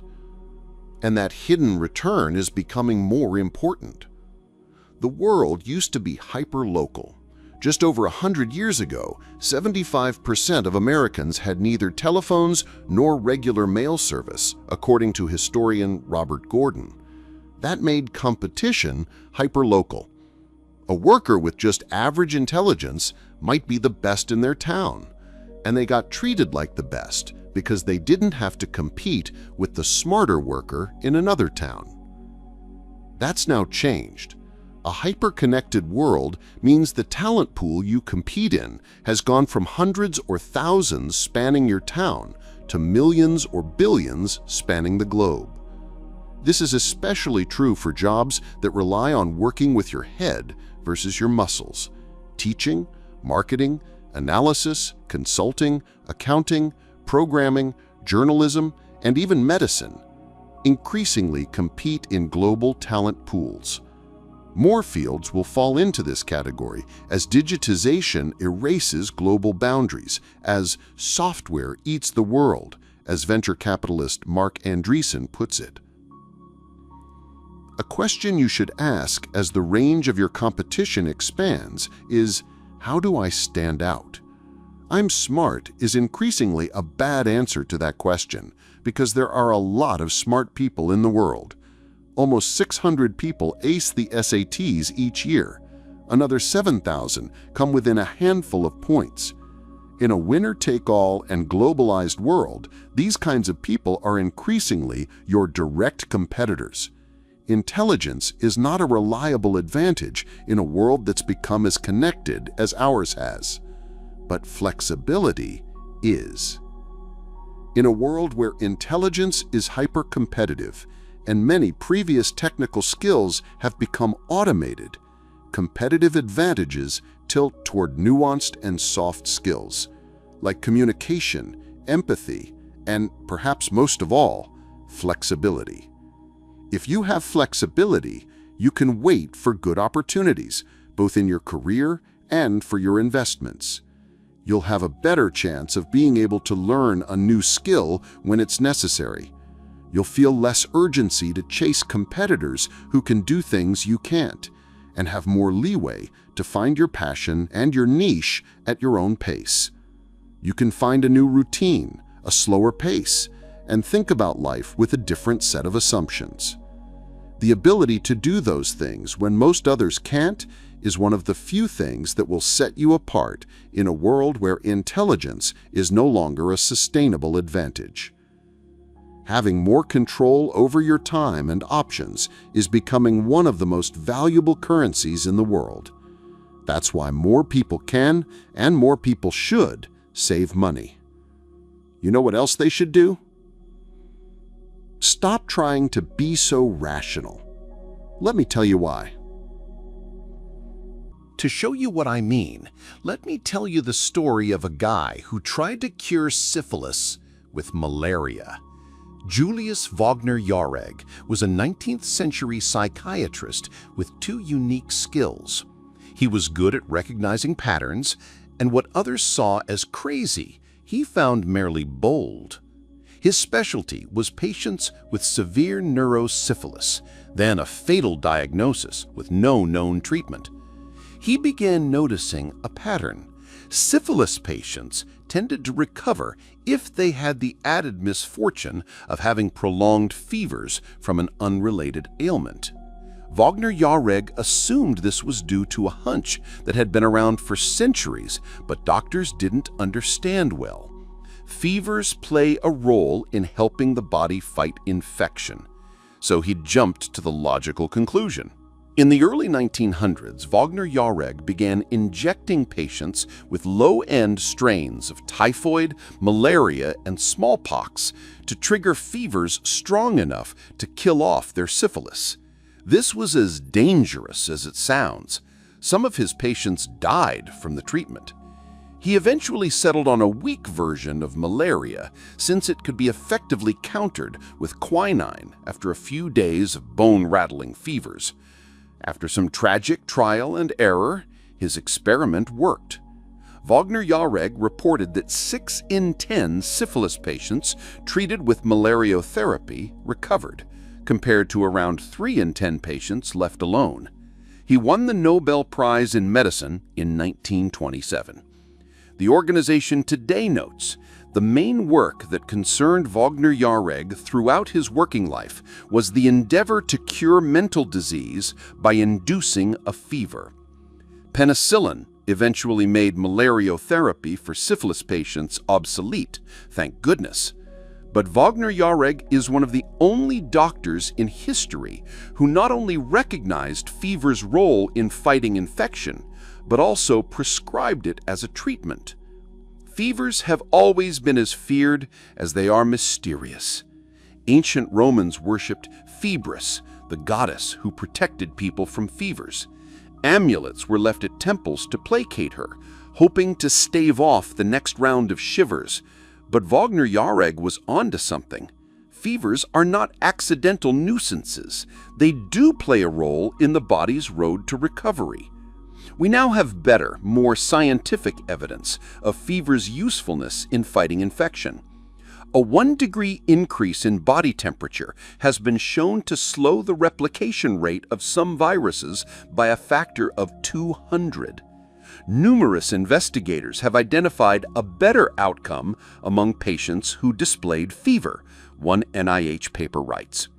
The Seattle Children's Hospital includes a section on its website to educate parents who may panic at the slightest rise in their child's temperature. Fevers turn on the body's immune system. They help the body fight infection. Normal fevers between 100 degrees and 104 degrees Fahrenheit are good for sick children. But that's where the science ends and reality takes over. Fever is almost universally seen as a bad thing. They're treated with drugs like Tylenol to reduce them as quickly as they appear. Despite millions of years of evolution as a defense mechanism, no parent, no patient, few doctors, and certainly no drug company views fever as anything but a misfortune that should be eliminated. These views do not match the known science. One study was blunt. Treatment of fever is common in the ICU setting and likely related to standard dogma rather than evidence-based practice. Howard Markle, director of the Center for the History of Medicine, once said of fever phobia, "These are cultural practices that spread as widely as the infectious diseases that are behind them." Why does this happen? If fevers are beneficial, why do we fight them so universally? I don't think it's complicated. Fevers hurt. And people don't want to hurt. That's it. A doctor's goal is not just to cure disease. It's to cure disease within the confines of what's reasonable and tolerable to the patient. Fevers can have marginal benefits in fighting infection, but they hurt, and I go to the doctor to stop hurting. I don't care about double-blind studies when I'm shivering under a blanket. If you have a pill that can make a fever stop, give it to me now. It may be rational to want a fever if you have an infection, but it's not reasonable. That philosophy, aiming to be reasonable instead of rational, is one more people should consider when making decisions with their money. Academic finance is devoted to finding the mathematically optimal investment strategies. My own theory is that in the real world, people do not want the mathematically optimal strategy. They want the strategy that maximizes for how well they sleep at night. Harry Markowitz won the Nobel Prize for exploring the mathematical trade-off between risk and return. He was once asked how he invested his own money and described his portfolio allocation in the 1950s when his models were first developed. "I visualized my grief if the stock market went way up and I wasn't in it, or if it went way down and I was completely in it. My intention was to minimize my future regret, so I split my contributions 50-50 between bonds and equities." Markowitz eventually changed his investment strategy, diversifying the mix. But two things here are important. One is that minimizing future regret is hard to rationalize on paper, but easy to justify in real life. A rational investor makes decisions based on numeric facts. A reasonable investor makes them in a conference room surrounded by coworkers you want to think highly of you, with a spouse you don't want to let down, or judged against the silly but realistic competitors that are your brother-in-law, your neighbor, and your own personal doubts. Investing has a social component that's often ignored when viewed through a strictly financial lens. The second is that this is fine. Jason Zweig, who conducted the interview when Markowitz described how he invested, later reflected, "My own view is that people are neither rational nor irrational. We are human. We don't like to think harder than we need to, and we have unceasing demands on our attention."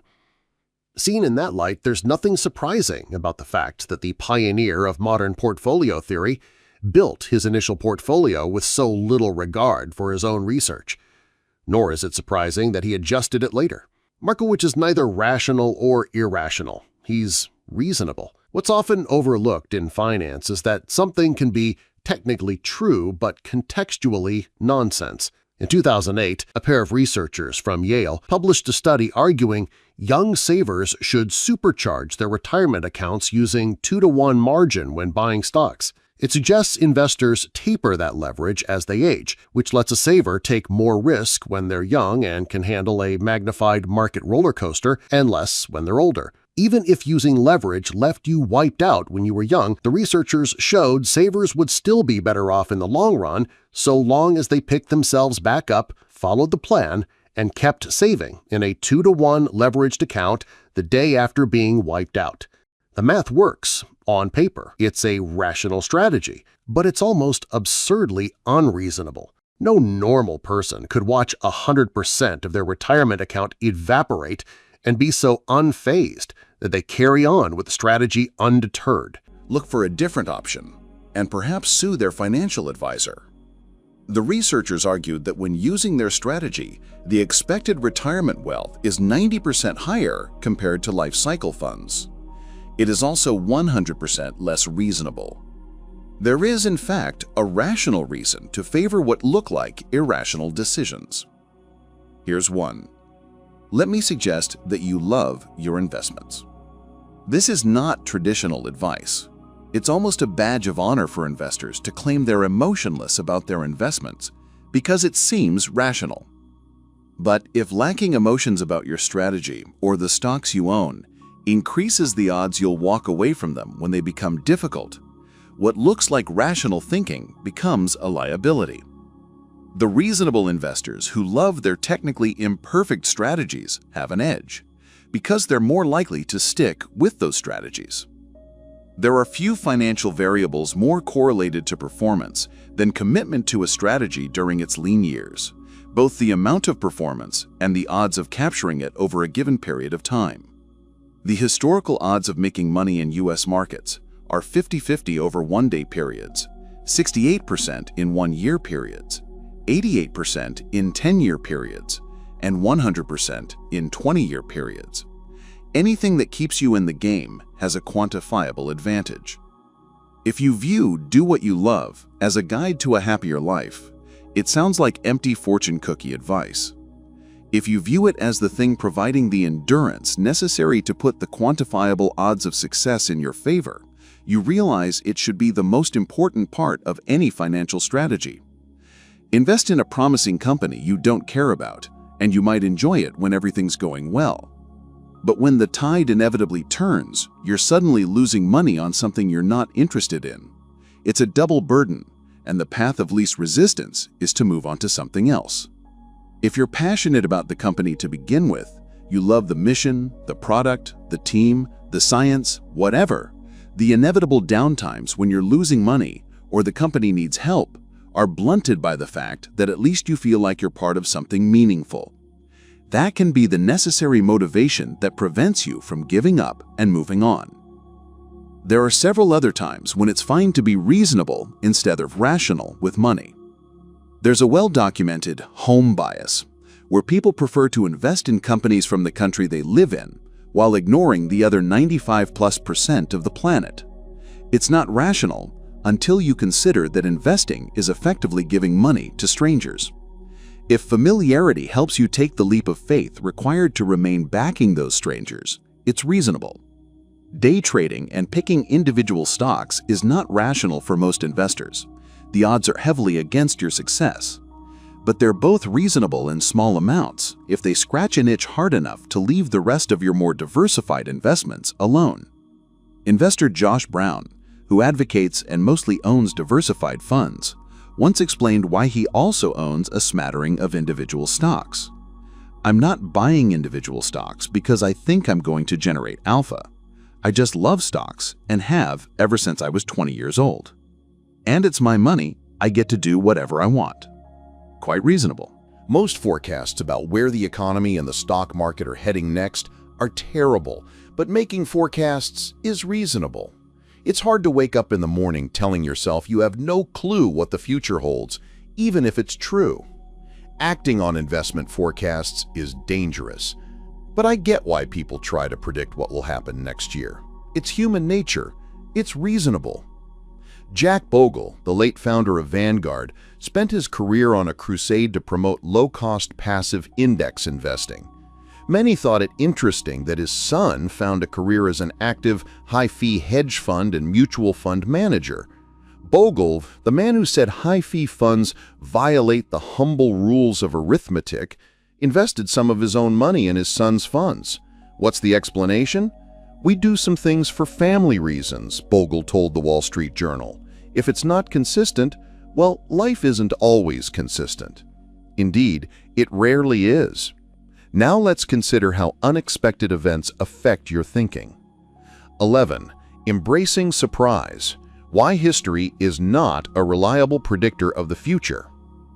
Stanford professor Scott Sagan once said something everyone who follows the economy or investment markets should hang on their wall. Things that have never happened before happen all the time. History is mostly the study of surprising events, but it is often used by investors and economists as an unassailable guide to the future. Do you see the irony? Do you see the problem? It is smart to have a deep appreciation for economic and investing history. History helps us calibrate our expectations, study where people tend to go wrong, and offers a rough guide of what tends to work. But it is not, in any way, a map of the future. A trap many investors fall into is what I call historians as prophets fallacy, an over-reliance on past data as a signal to future conditions in a field where innovation and change are the bloodline of progress. You can't blame investors for doing this. If you view investing as a hard science, history should be a perfect guide to the future. Geologists can look at 1 billion years of historical data and form models of how the Earth behaves. So can meteorologists and doctors. Kidneys operate the same way in 2020 as they did in 1020. But investing is not a hard science. It's a massive group of people making imperfect decisions with limited information about things that will have a massive impact on their well-being, which can make even smart people nervous, greedy, and paranoid. Richard Feynman, the great physicist, once said, "Imagine how much harder physics would be if electrons had feelings." Well, investors have feelings, quite a few of them. That's why it's hard to predict what they'll do next based solely on what they did in the past. The cornerstone of economics is that things change over time because the invisible hand hates anything staying too good or too bad indefinitely. Investor Bill Bonner once described how Mr. Market works. He's got a capitalism at work t-shirt on and a sledgehammer in his hand.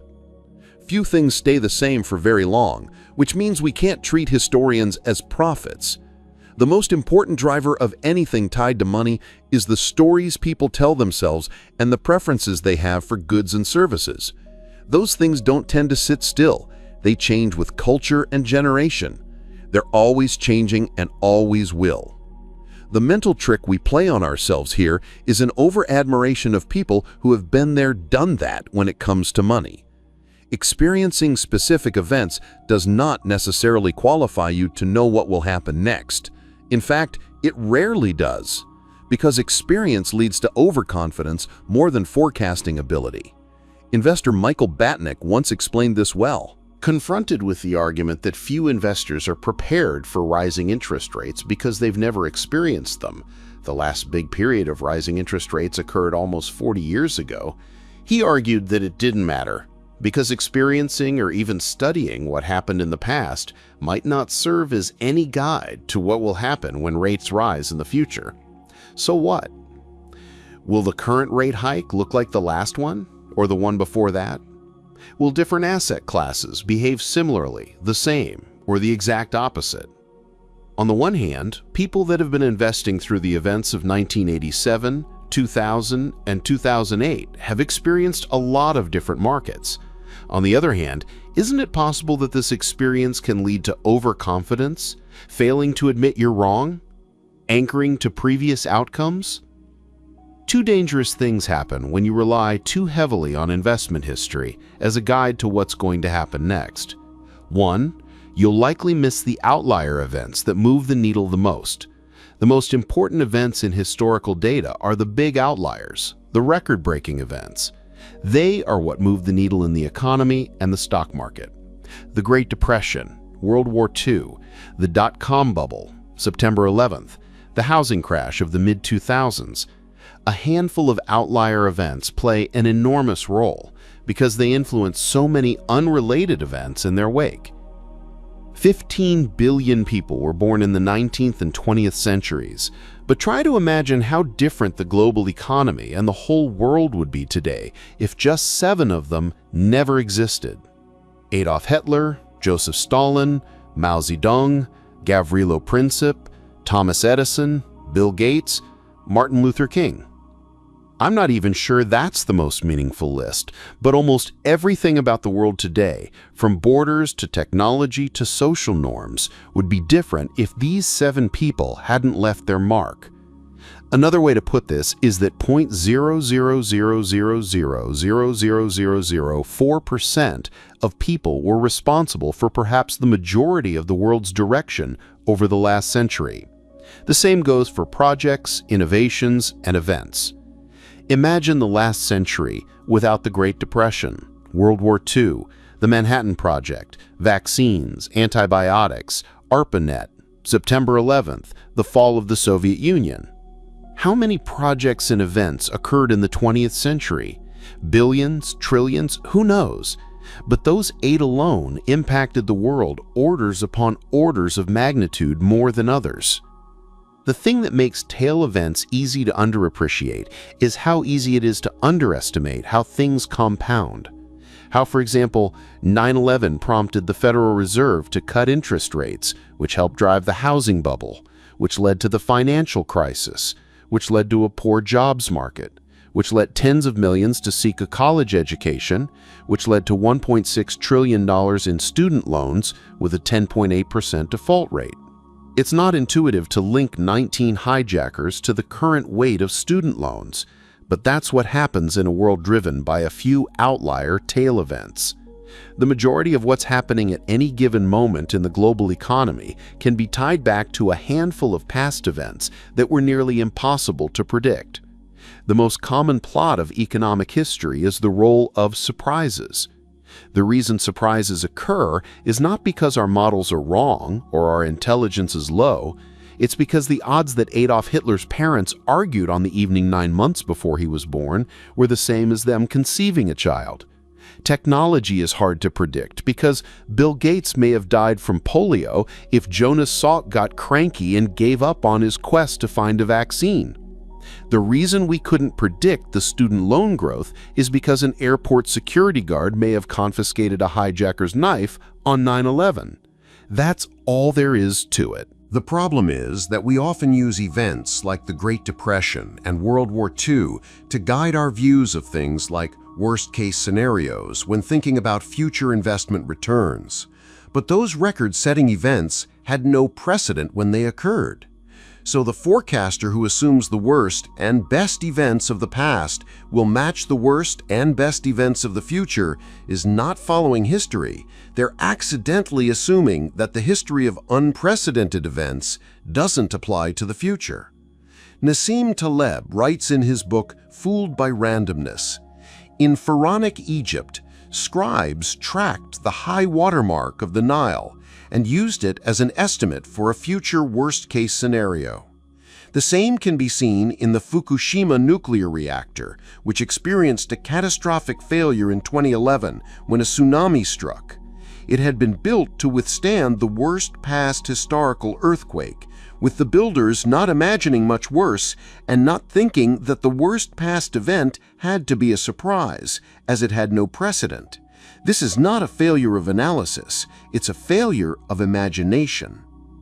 Realizing the future might not look anything like the past is a special kind of skill that is not generally looked highly upon by the financial forecasting community.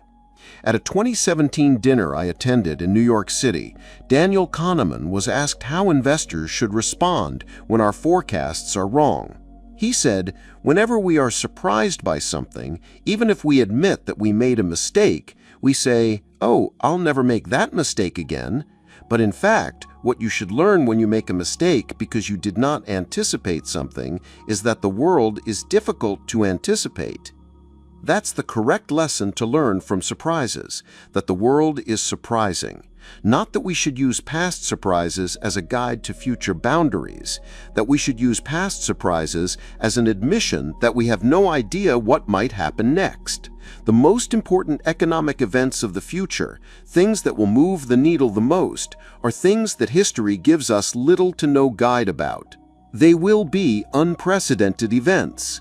Their unprecedented nature means we won't be prepared for them, which is part of what makes them so impactful. This is true for both scary events like recessions and wars and great events like innovation.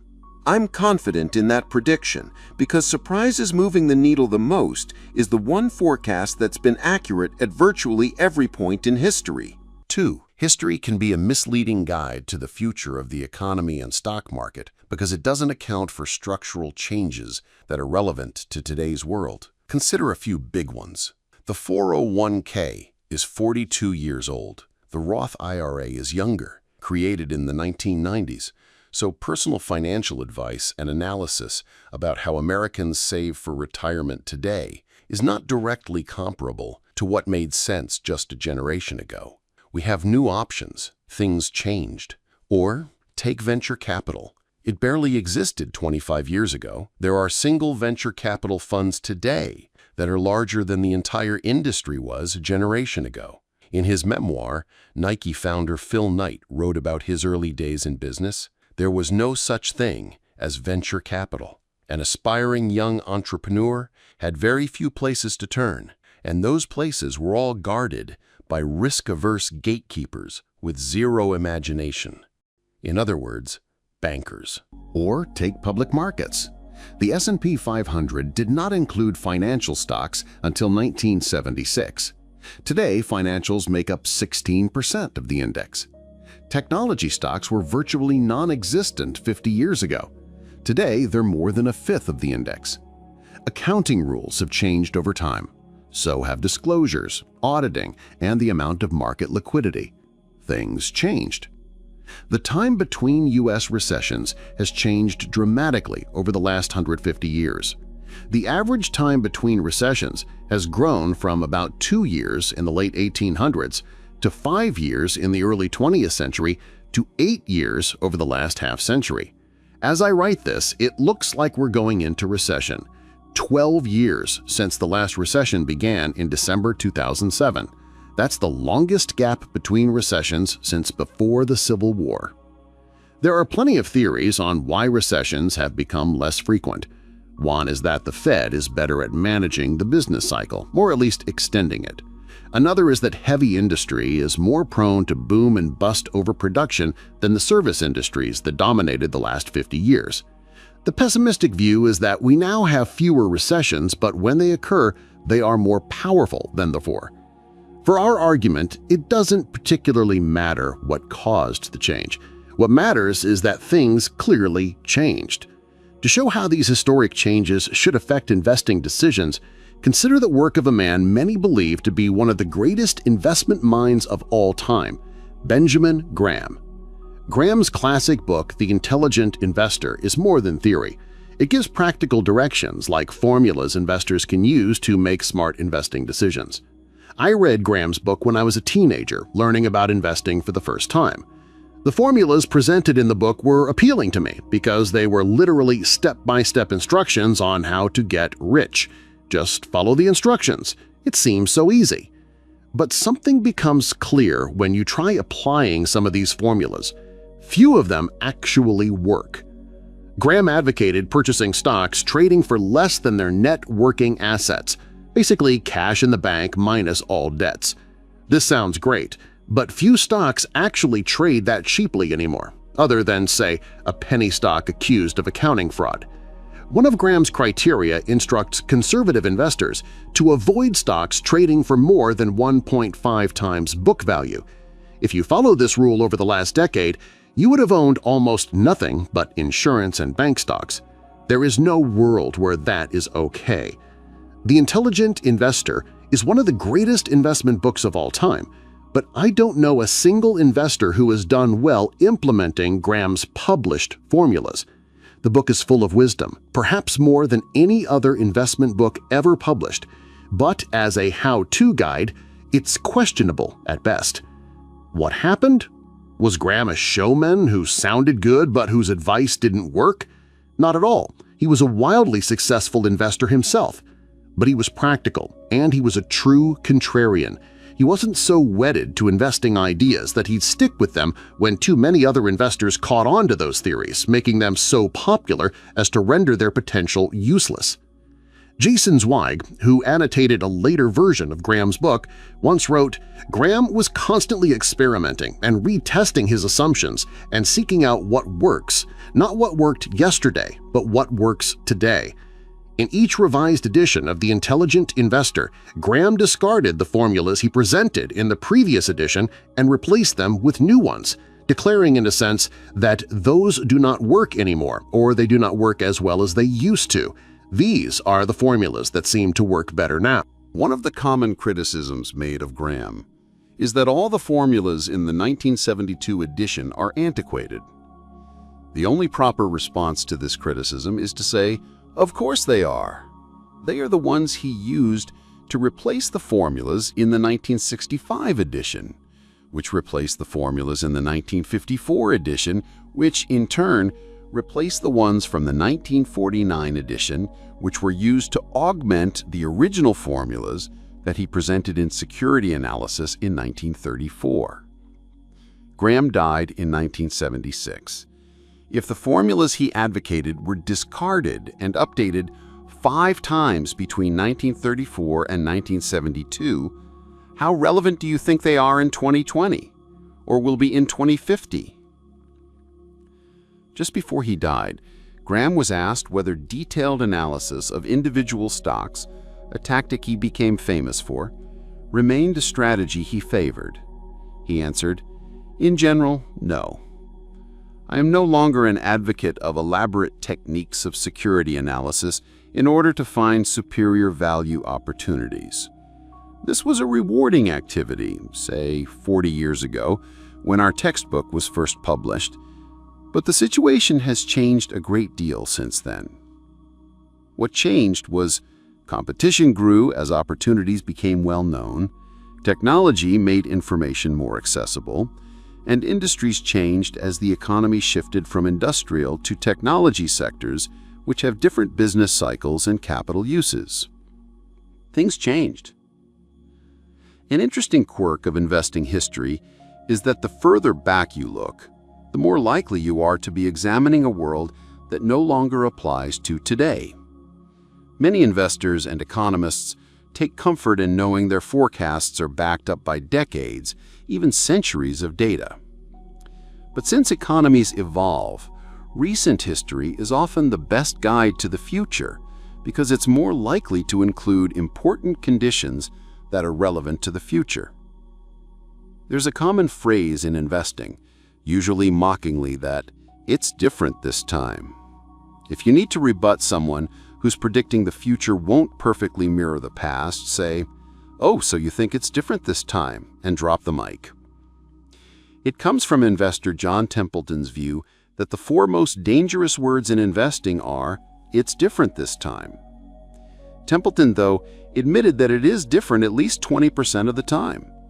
The world changes. Of course it does. And those changes are what matter most over time. Michael Batnick put it, "The 12 most dangerous words in investing are, the 4 most dangerous words in investing are, it's different this time." That doesn't mean we should ignore history when thinking about money, but there's an important nuance. The further back in history you look, the more general your takeaways should be. General things like people's relationship to greed and fear, how they behave under stress, and how they respond to incentives tend to be stable in time. The history of money is useful for that kind of stuff. But specific trends, specific trades, specific sectors, specific causal relationships about markets, and what people should do with their money are always an example of evolution in progress. Historians are not prophets. The question then is, how should we think about and plan for the future? Let's take a look in the next chapter. Think of a seasoned card counter at a blackjack table. They aren't clairvoyant. They can't know the next card. What they can do is assess probabilities. They nudge the odds slightly in their favor. But even with the math on their side, they understand that a losing streak is inevitable. They don't bet the house on every hand, no matter how good the count looks. Why? because survival is paramount. Staying in the game allows the odds to eventually tilt in their favor. Wipe yourself out early, and the long-term probabilities become irrelevant. As Kevin Lewis, a successful card counter, said, even with a 2% edge over the casino will still win 49% of the time. You need enough money to withstand any variant swings against you. This, my friends, is the essence of room for error. It's not about predicting the future with certainty, an impossible task, but about building resilience to weather the storms, both foreseen and unforeseen. Benjamin Graham, the father of value investing, captured it perfectly when he said, "The purpose of the margin of safety is to render the forecast unnecessary." Ponder that for a moment.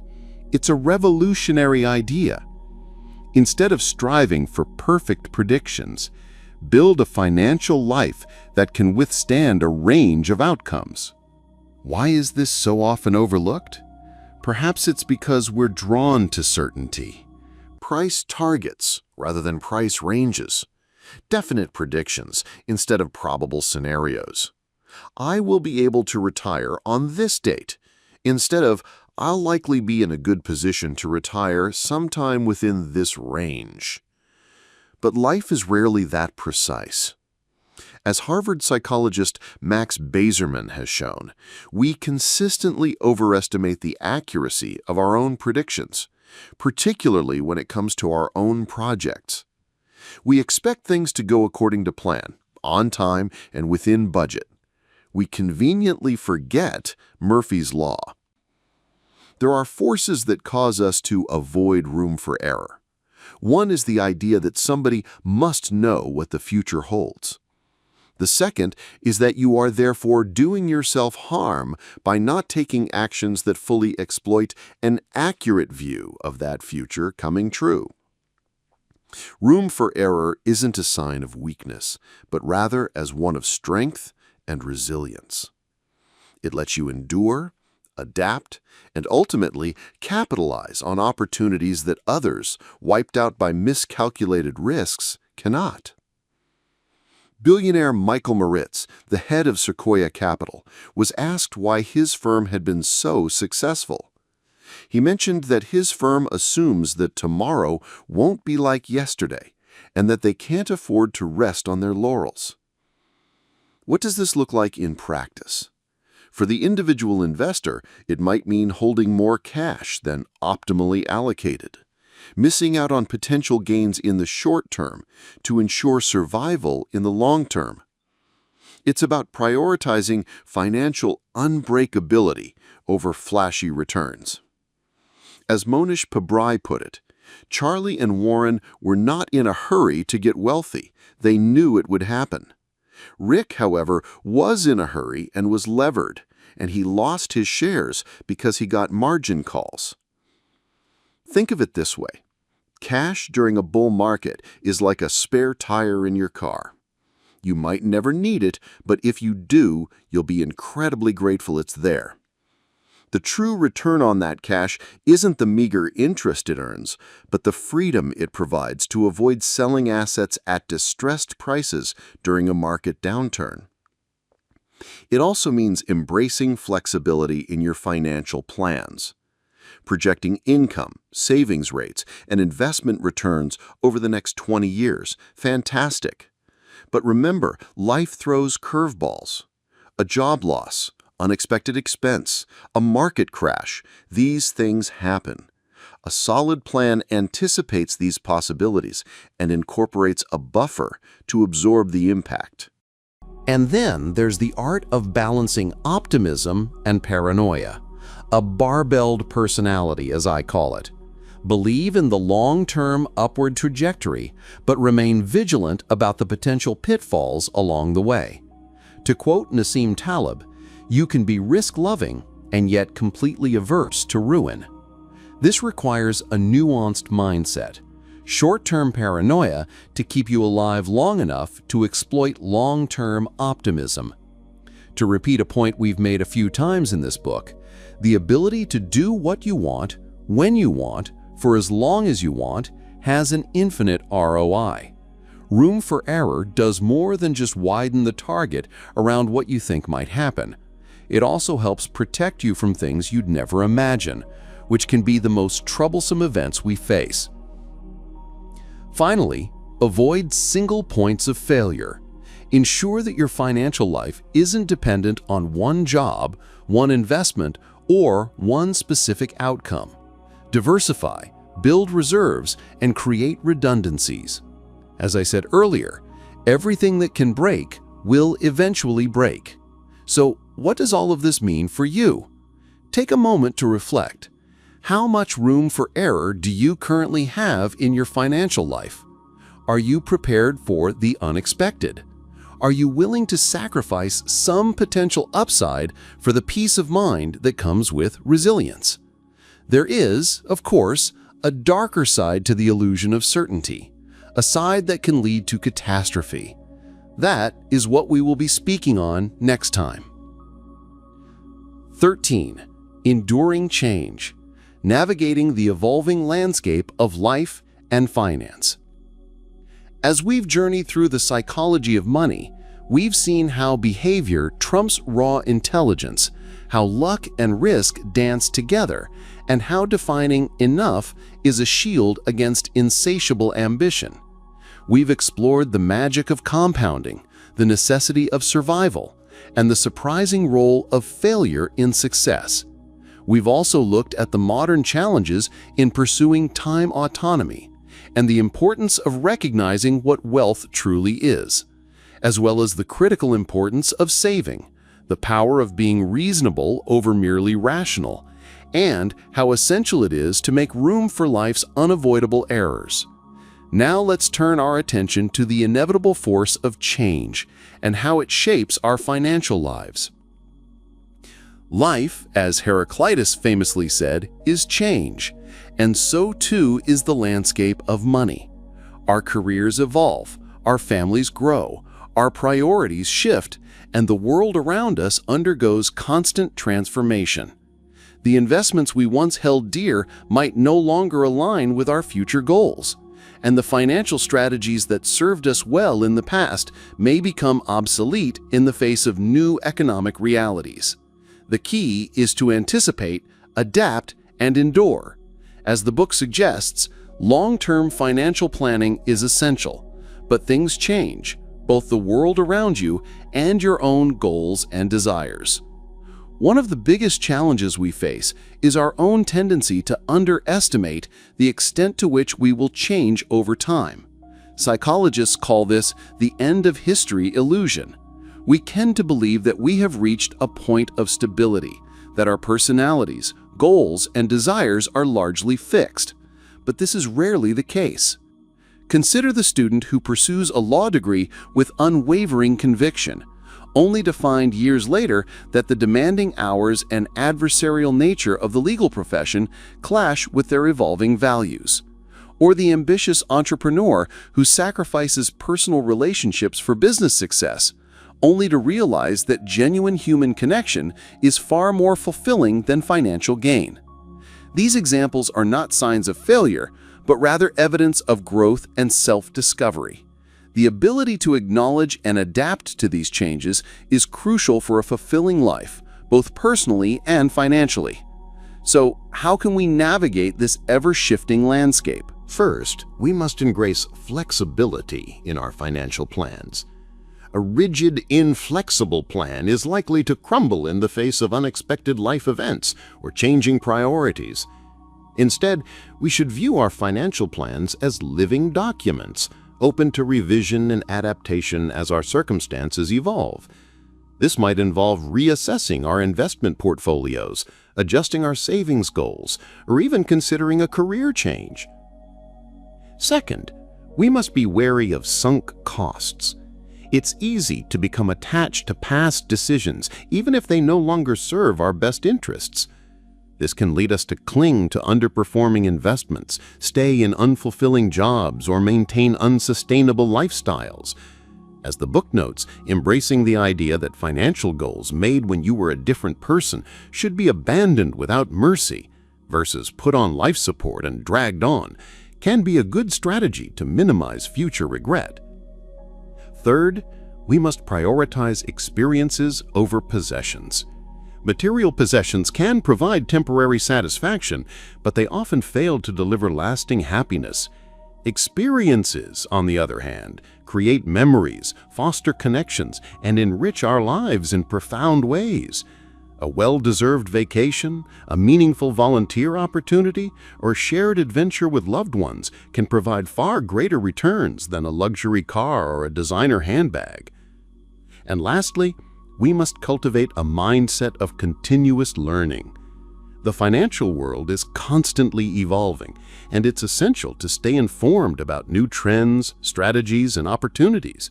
Read books, attend seminars, and seek advice from trusted financial professionals. The more we know, the better equipped we are to make informed decisions and navigate the inevitable changes that life throws our way. In the end, the ability to endure change is a critical component of long-term financial success. By embracing flexibility, avoiding sunk costs, prioritizing experiences, and cultivating a mindset of continuous learning, we can navigate the evolving landscape of life and finance with confidence and resilience. The journey of financial wisdom is never really over. Now, we turn our attention to volatility. Are you ready to face the inevitable storms that come with investing? Let's find out. The inability to recognize that investing has a price can tempt us to try to get something for nothing, which, like shoplifting, rarely ends well. Say you want a new car. It costs $30,000. You have three options: pay for it, find a cheaper one, or steal it. Most people know to avoid the third option. But say you want to earn an 11% annual return over the next 30 years so you can retire in peace. Does this reward come free? Of course not. The world is never that nice. There's a price tag, a bill that must be paid. In this case, it's a never-ending taunt from the market, which gives big returns and takes them away just as fast.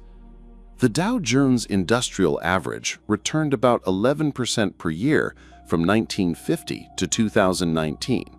Great, but the price of success during this period was dreadfully high. Imagine enduring those significant periods below previous highs. This is the price of market returns, the fee. It is the cost of admission, and it hurts. Like most products, the bigger the returns, the higher the price. Netflix stock returned more than 35,000% from 2002 to 2018, but traded below its previous all-time high on 94% of days. Now here's the important part. Like the car, you have a few options. You can pay this price, accepting volatility and upheaval, or you can find an asset with less uncertainty and a lower payoff. Or you can attempt Grand Theft Auto. Try to get the return while avoiding the volatility that comes along with it. Many people in investing choose the third option. Like a car thief, they form tricks and strategies to get the return without paying the price. They trade in and out. They attempt to sell before the next recession and buy before the next boom. But the money gods do not look highly upon those who seek a reward without paying the price. Some car thieves will get away with it. Many more will be caught and punished. Same thing with investing. Trying to avoid the price, investors end up paying double. Going back to GE, one of its many faults stems from an era under former CEO Jack Welch. Welch became famous for ensuring quarterly earnings per share beat Wall Street estimates. Stockholders didn't have to pay the price. They got consistency and predictability. Then the bill came due, like it always does. GE shareholders have suffered through a decade of mammoth losses that were previously shielded by accounting maneuvers. The question is, why do so many people who are willing to pay the price of cars, houses, food, and vacations try so hard to avoid paying the price of good investment returns? The answer is simple. The price of investing success is not immediately obvious. It's not a price tag you can see, so when the bill comes due, it doesn't feel like a fee for getting something good. It feels like a fine for doing something wrong. You're supposed to make decisions that preempt and avoid fines. But a traffic fine and an IRS fine mean you did something wrong and deserve to be punished. The natural response for anyone who watches their wealth decline and views that drop as a fine is to avoid future fines. This is why thinking of market volatility as a fee rather than a fine is an important part of developing the kind of mindset that lets you stick around long enough for investing gains to work in your favor. Few investors have the disposition to say, "I'm actually fine if I lose 20% of my money." This is doubly true for new investors who have never experienced a 20% decline. But if you view volatility as a fee, things look different. Disneyland tickets cost $100, but you get an awesome day with your kids you'll never forget. The worthwhile trade-off of fees is obvious when it's clear you're paying one. Same with investing, where volatility is almost always a fee, not a fine. Market returns are never free and never will be. They demand you pay a price like any other product. You're not forced to pay this fee, just like you're not forced to go to Disneyland. The volatility/uncertainty fee, the price of returns, is the cost of admission to get returns greater than low-fee parks like cash and bonds. The trick is convincing yourself that the market's fee is worth it. That's the only way to properly deal with volatility and uncertainty, not just putting up with it, but realizing that it's an admission fee worth paying. Find the price, then pay it. 15. The seduction of false narratives. How stories shape economic behavior. Imagine an alien dispatched to Earth. His job is to keep tabs on our economy. He circles above New York City, trying to size up the economy and how it changed between 2007 and 2009. On New Year's Eve 2007, he hovers over Times Square. He sees tens of thousands of happy partygoers surrounded by bright lights, monstrous billboards, fireworks, and TV cameras. He comes back to Times Square on New Year's Eve 2009. He sees tens of thousands of happy partygoers surrounded by bright lights, monstrous billboards, fireworks, and TV cameras. It looks about the same. He cannot see much difference. He sees roughly the same number of New Yorkers hustling around the city. Those people are surrounded by the same number of office buildings, which house the same number of desks with the same number of computers hooked up to the same number of internet connections. Outside the city, he sees the same number of factories and warehouses connected by the same highways, carrying the same number of trucks. He gets a little closer to the ground and sees the same number of universities teaching the same topics and handing out the same degrees to the same number of people. He sees the same number of patents protecting the same groundbreaking ideas. He notices that technology has improved. Everyone in 2009 carries smartphones that didn't exist in 2007. Computers are now faster. Medicine is better. Cars get better gas mileage. Solar and fracking technology has advanced. Social media has grown exponentially. As he flies around the country, he sees the same. Around the globe, more of the same. The economy is in about the same shape, maybe even better, in 2009 as it was in 2007, he concludes. Then he looks at the numbers. He's shocked that U.S. households are $16 trillion poorer in 2009 than they were in 2007. He's dumbfounded that 10 million more Americans are unemployed. He's in disbelief when he learns the stock market is worth half of what it was 2 years before. He can't believe that people's forecast of their economic potential has plunged. He says, "I don't get it. I've seen the cities. I've looked at the factories. You guys have the same knowledge, the same tools, the same ideas. Nothing has changed. Why are you poorer? Why are you more pessimistic?" There was one change the alien couldn't see between 2007 and 2009: the stories we told ourselves about the economy. In 2007, we told a story about the stability of housing prices, the prudence of bankers, and the ability of financial markets to accurately price risk. In 2009, we stopped believing that story. That's the only thing that changed, but it made all the difference in the world. Once the narrative that home prices will keep rising broke, mortgage defaults rose, then banks lost money, then they reduced lending to other businesses, which led to layoffs, which led to less spending, which led to more layoffs, and on and on. Other than clinging to a new narrative, we had an identical, if not greater, capacity for wealth and growth in 2009 as we did in 2007, yet the economy suffered its worst hit in 80 years. This is different from, say, Germany in 1945, whose manufacturing base had been obliterated, or Japan in the 2000s, whose working-age population was shrinking. That's tangible economic damage. In 2009, we inflicted narrative damage on ourselves, and it was vicious. It's one of the most potent economic forces that exists. When we think about the growth of economies, businesses, investments, and careers, we tend to think about tangible things. How much stuff do we have, and what are we capable of? But stories are, by far, the most powerful force in the economy. They are the fuel that can let the tangible parts of the economy work, or the brake that holds our capabilities back. At the personal level, there are two things to keep in mind about a story-driven world when managing your money. One, the more you want something to be true, the more likely you are to believe a story that overestimates the odds of it being true. What was the happiest day of your life? The documentary How to Live Forever asks that innocent question to a centenarian who offered an amazing response. "Armistice Day," she said, referring to the 1918 agreement that ended World War I. "Why?" the producer asks. "Because we knew there would be no more wars ever again," she says. World War II began 21 years later, killing 75 million people.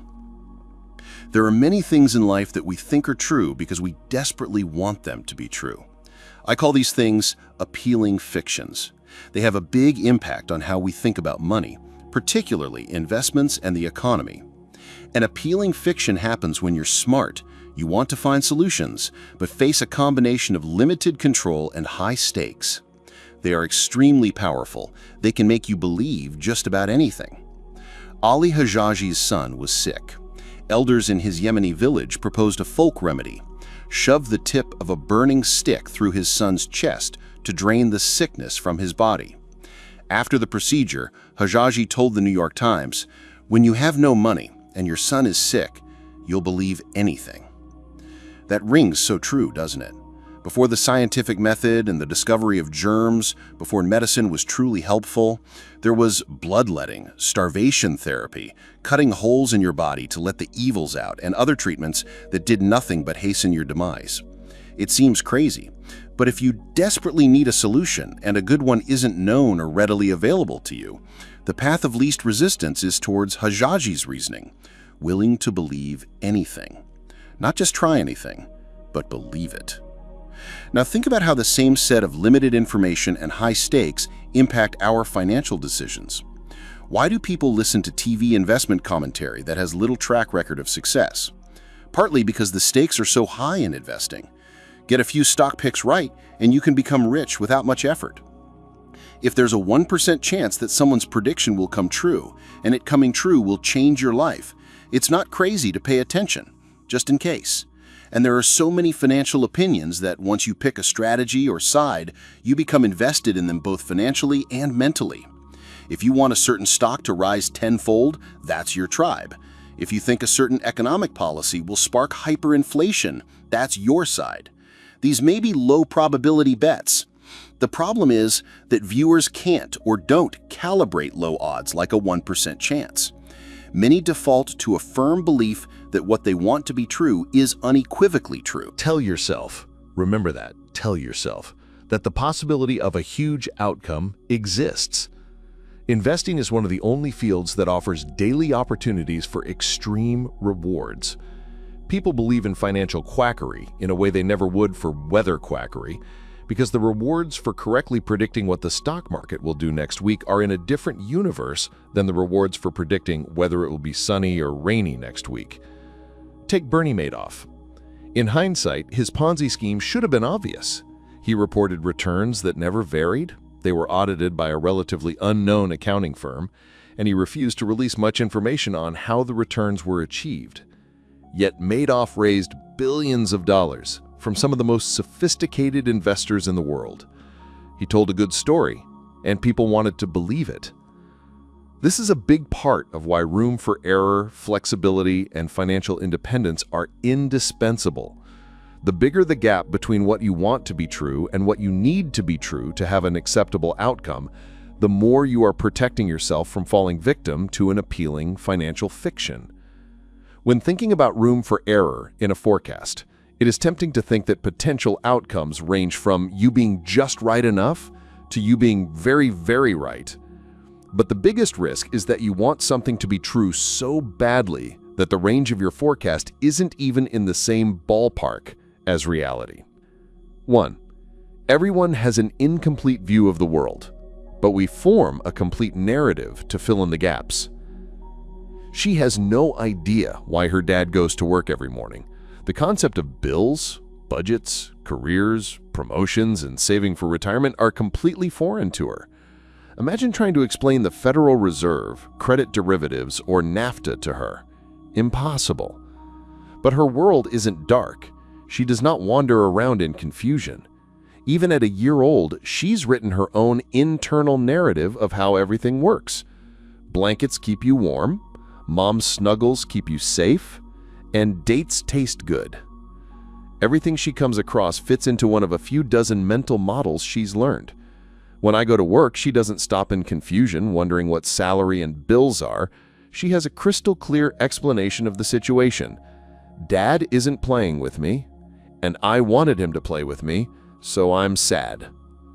Even though she knows little, she doesn't realize it because she tells herself a coherent story about what's going on based on the little she does know. All of us, no matter our age, do the same thing. Just like my daughter, I don't know what I don't know, so I am just as susceptible to explaining the world through the limited set of mental models I have at my disposal. Like her, I look for the most understandable causes in everything I come across. And, like her, I'm wrong about a lot of them, because I know a lot less about how the world works than I think I do. This is true for the most fact-based of subjects. Take history. It's just the recounting of stuff that already happened. It should be clear and objective, but as B.H. Liddell Hart writes, history cannot be interpreted without the aid of imagination and intuition. The sheer quantity of evidence is so overwhelming that selection is inevitable. Where there is selection, there is art. Just as we start wars to end all wars, so too do we cling to simplified stories that leave out vital, inconvenient details. When I'm blind to parts of how the world works, I might completely misunderstand why the stock market is behaving like it is in a way that gives me too much confidence in my ability to know what it might do next. Part of the reason forecasting the stock market and the economy is so hard is because you are the only person in the world who thinks the world operates the way you do. When you make decisions for reasons that I can't even comprehend, I might follow you blindly into a decision that's right for you and disastrous to me. This, as we saw, is how bubbles form. Coming to terms with how much you don't know means coming to terms with how much of what happens in the world is out of your control. And that can be hard to accept. We cling to stories about outcomes being in our control. The illusion of control is more persuasive than the reality of uncertainty. And like my daughter, it doesn't bother us a bit. We don't wander around blind and confused. We have to think the world we operate in makes sense based on what we happen to know. It'd be too hard to get out of bed in the morning if you felt otherwise. But the alien circling over Earth? The one who's confident he knows what's happening based on what he sees but turns out to be completely wrong because he can't know the stories going on inside everyone else's head? He's all of us. Now, Chapter 16. Putting it all together, crafting a personal philosophy for financial well-being.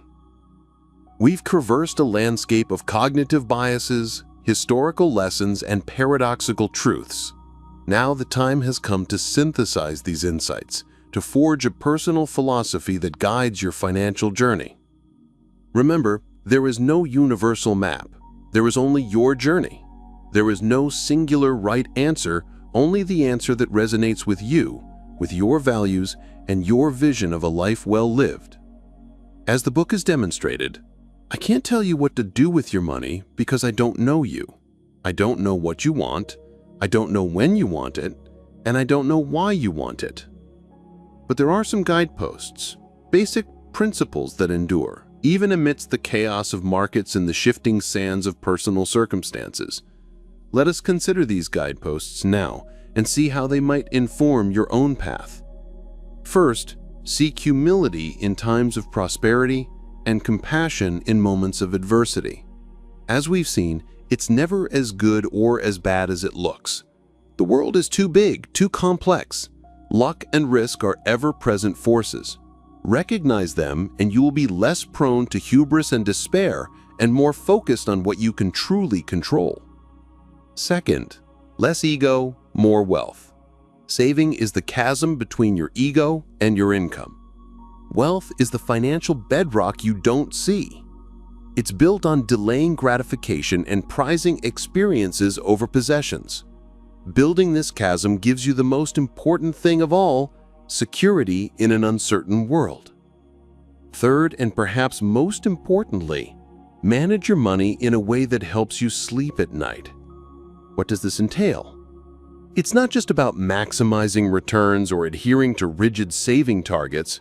It's about crafting a financial plan that aligns with your deepest values, that reduces your anxieties, and grants you peace of mind. If you sleep soundly, you can play the game, and survival, after all, is the means to riches. Fourth, extend your time horizon. Time is the ultimate amplifier. It allows small savings to compound into significant wealth. It softens the blows of market downturns. With a long horizon and sufficient planning for errors, you can give wealth building the breathing room it needs to work its magic. Fifth, embrace imperfection. Aim for progress, not perfection. Don't get bogged down by things going wrong.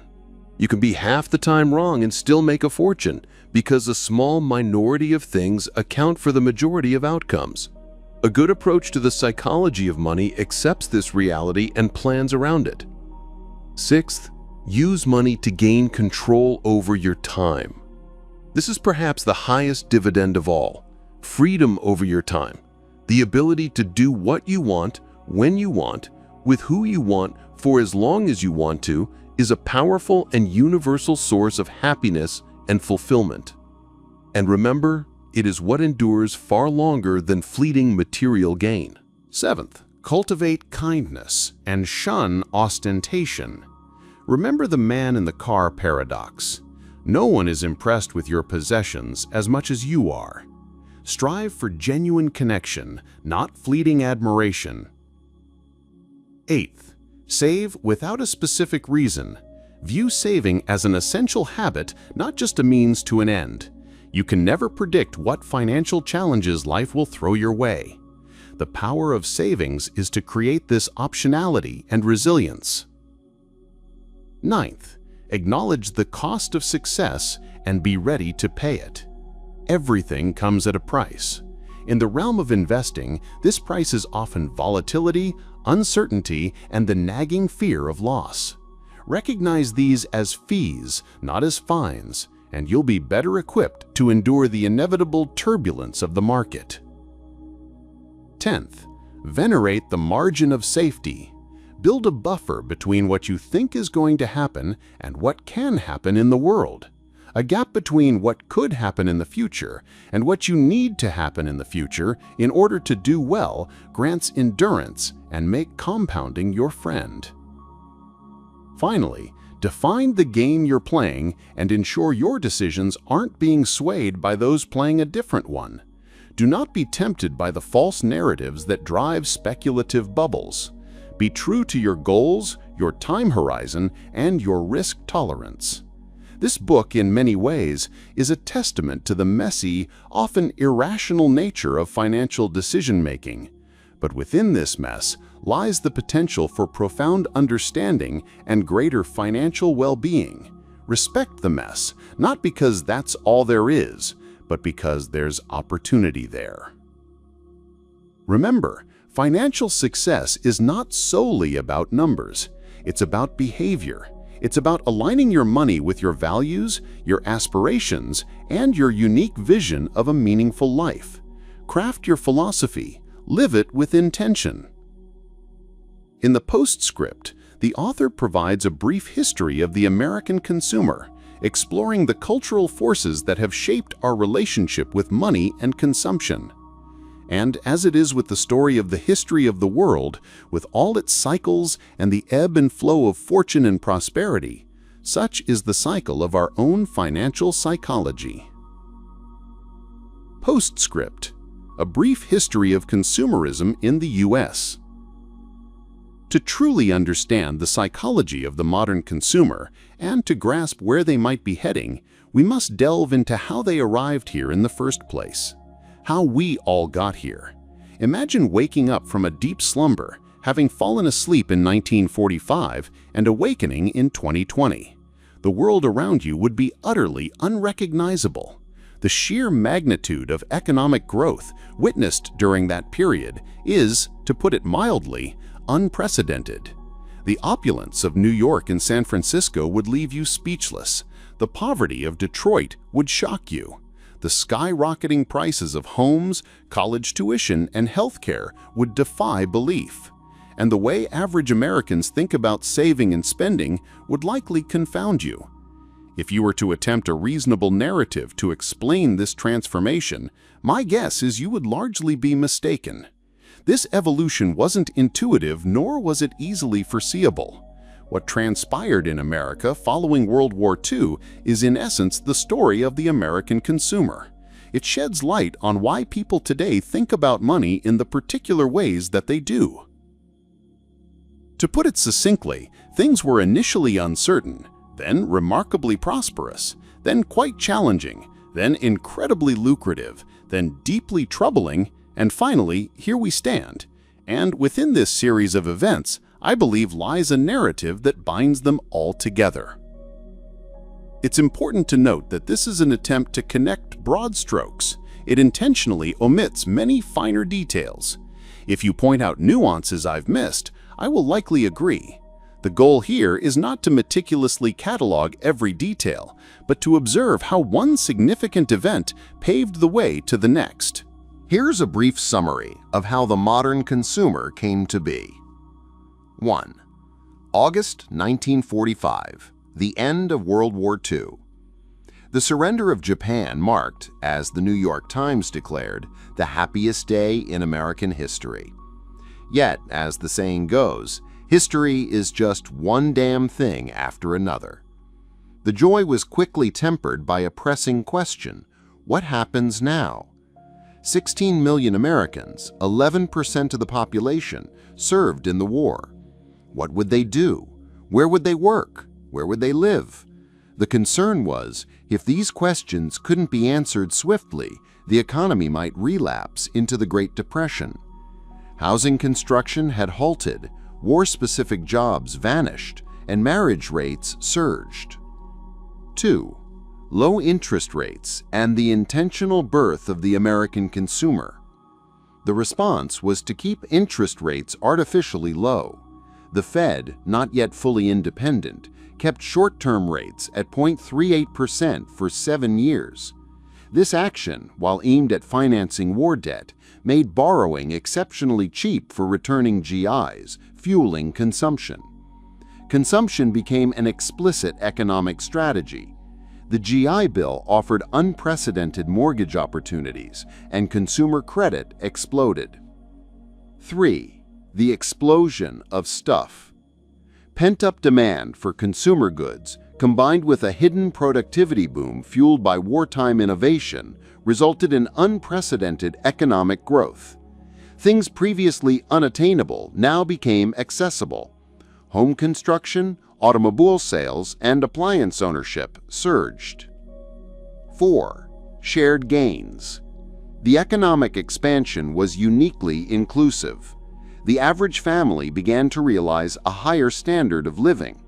The gap between rich and poor narrowed, and minorities and women began to gain social and economic ground. Lifestyles began to equalize. 5. Rising debt. Household debt surged, but it was manageable thanks to robust income growth. Debt-to-income ratios remained relatively low. Home ownership, in particular, fueled this increase in borrowing. 6. Cracks began to appear. The economic landscape shifted in 1973. High unemployment coincided with persistent inflation. International competition intensified, and rising energy prices compounded the challenges. The post-war vision of a constantly growing pie and a more equal America began to falter. 7. The boom resumes, but something changes. While economic growth returned in the 1980s and 1990s, the gains were no longer shared equally. The top 1% saw their incomes soar, while the bottom 99% experienced limited or no gains. The economy was growing, but for far fewer people than before. 8. The big stretch. The extravagant lifestyles of the wealthy became highly visible, fueled by advertising and then the internet.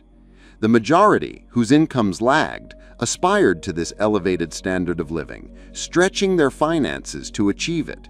Household debt soared, and personal debt rose dramatically. 9. A paradigm locked in place.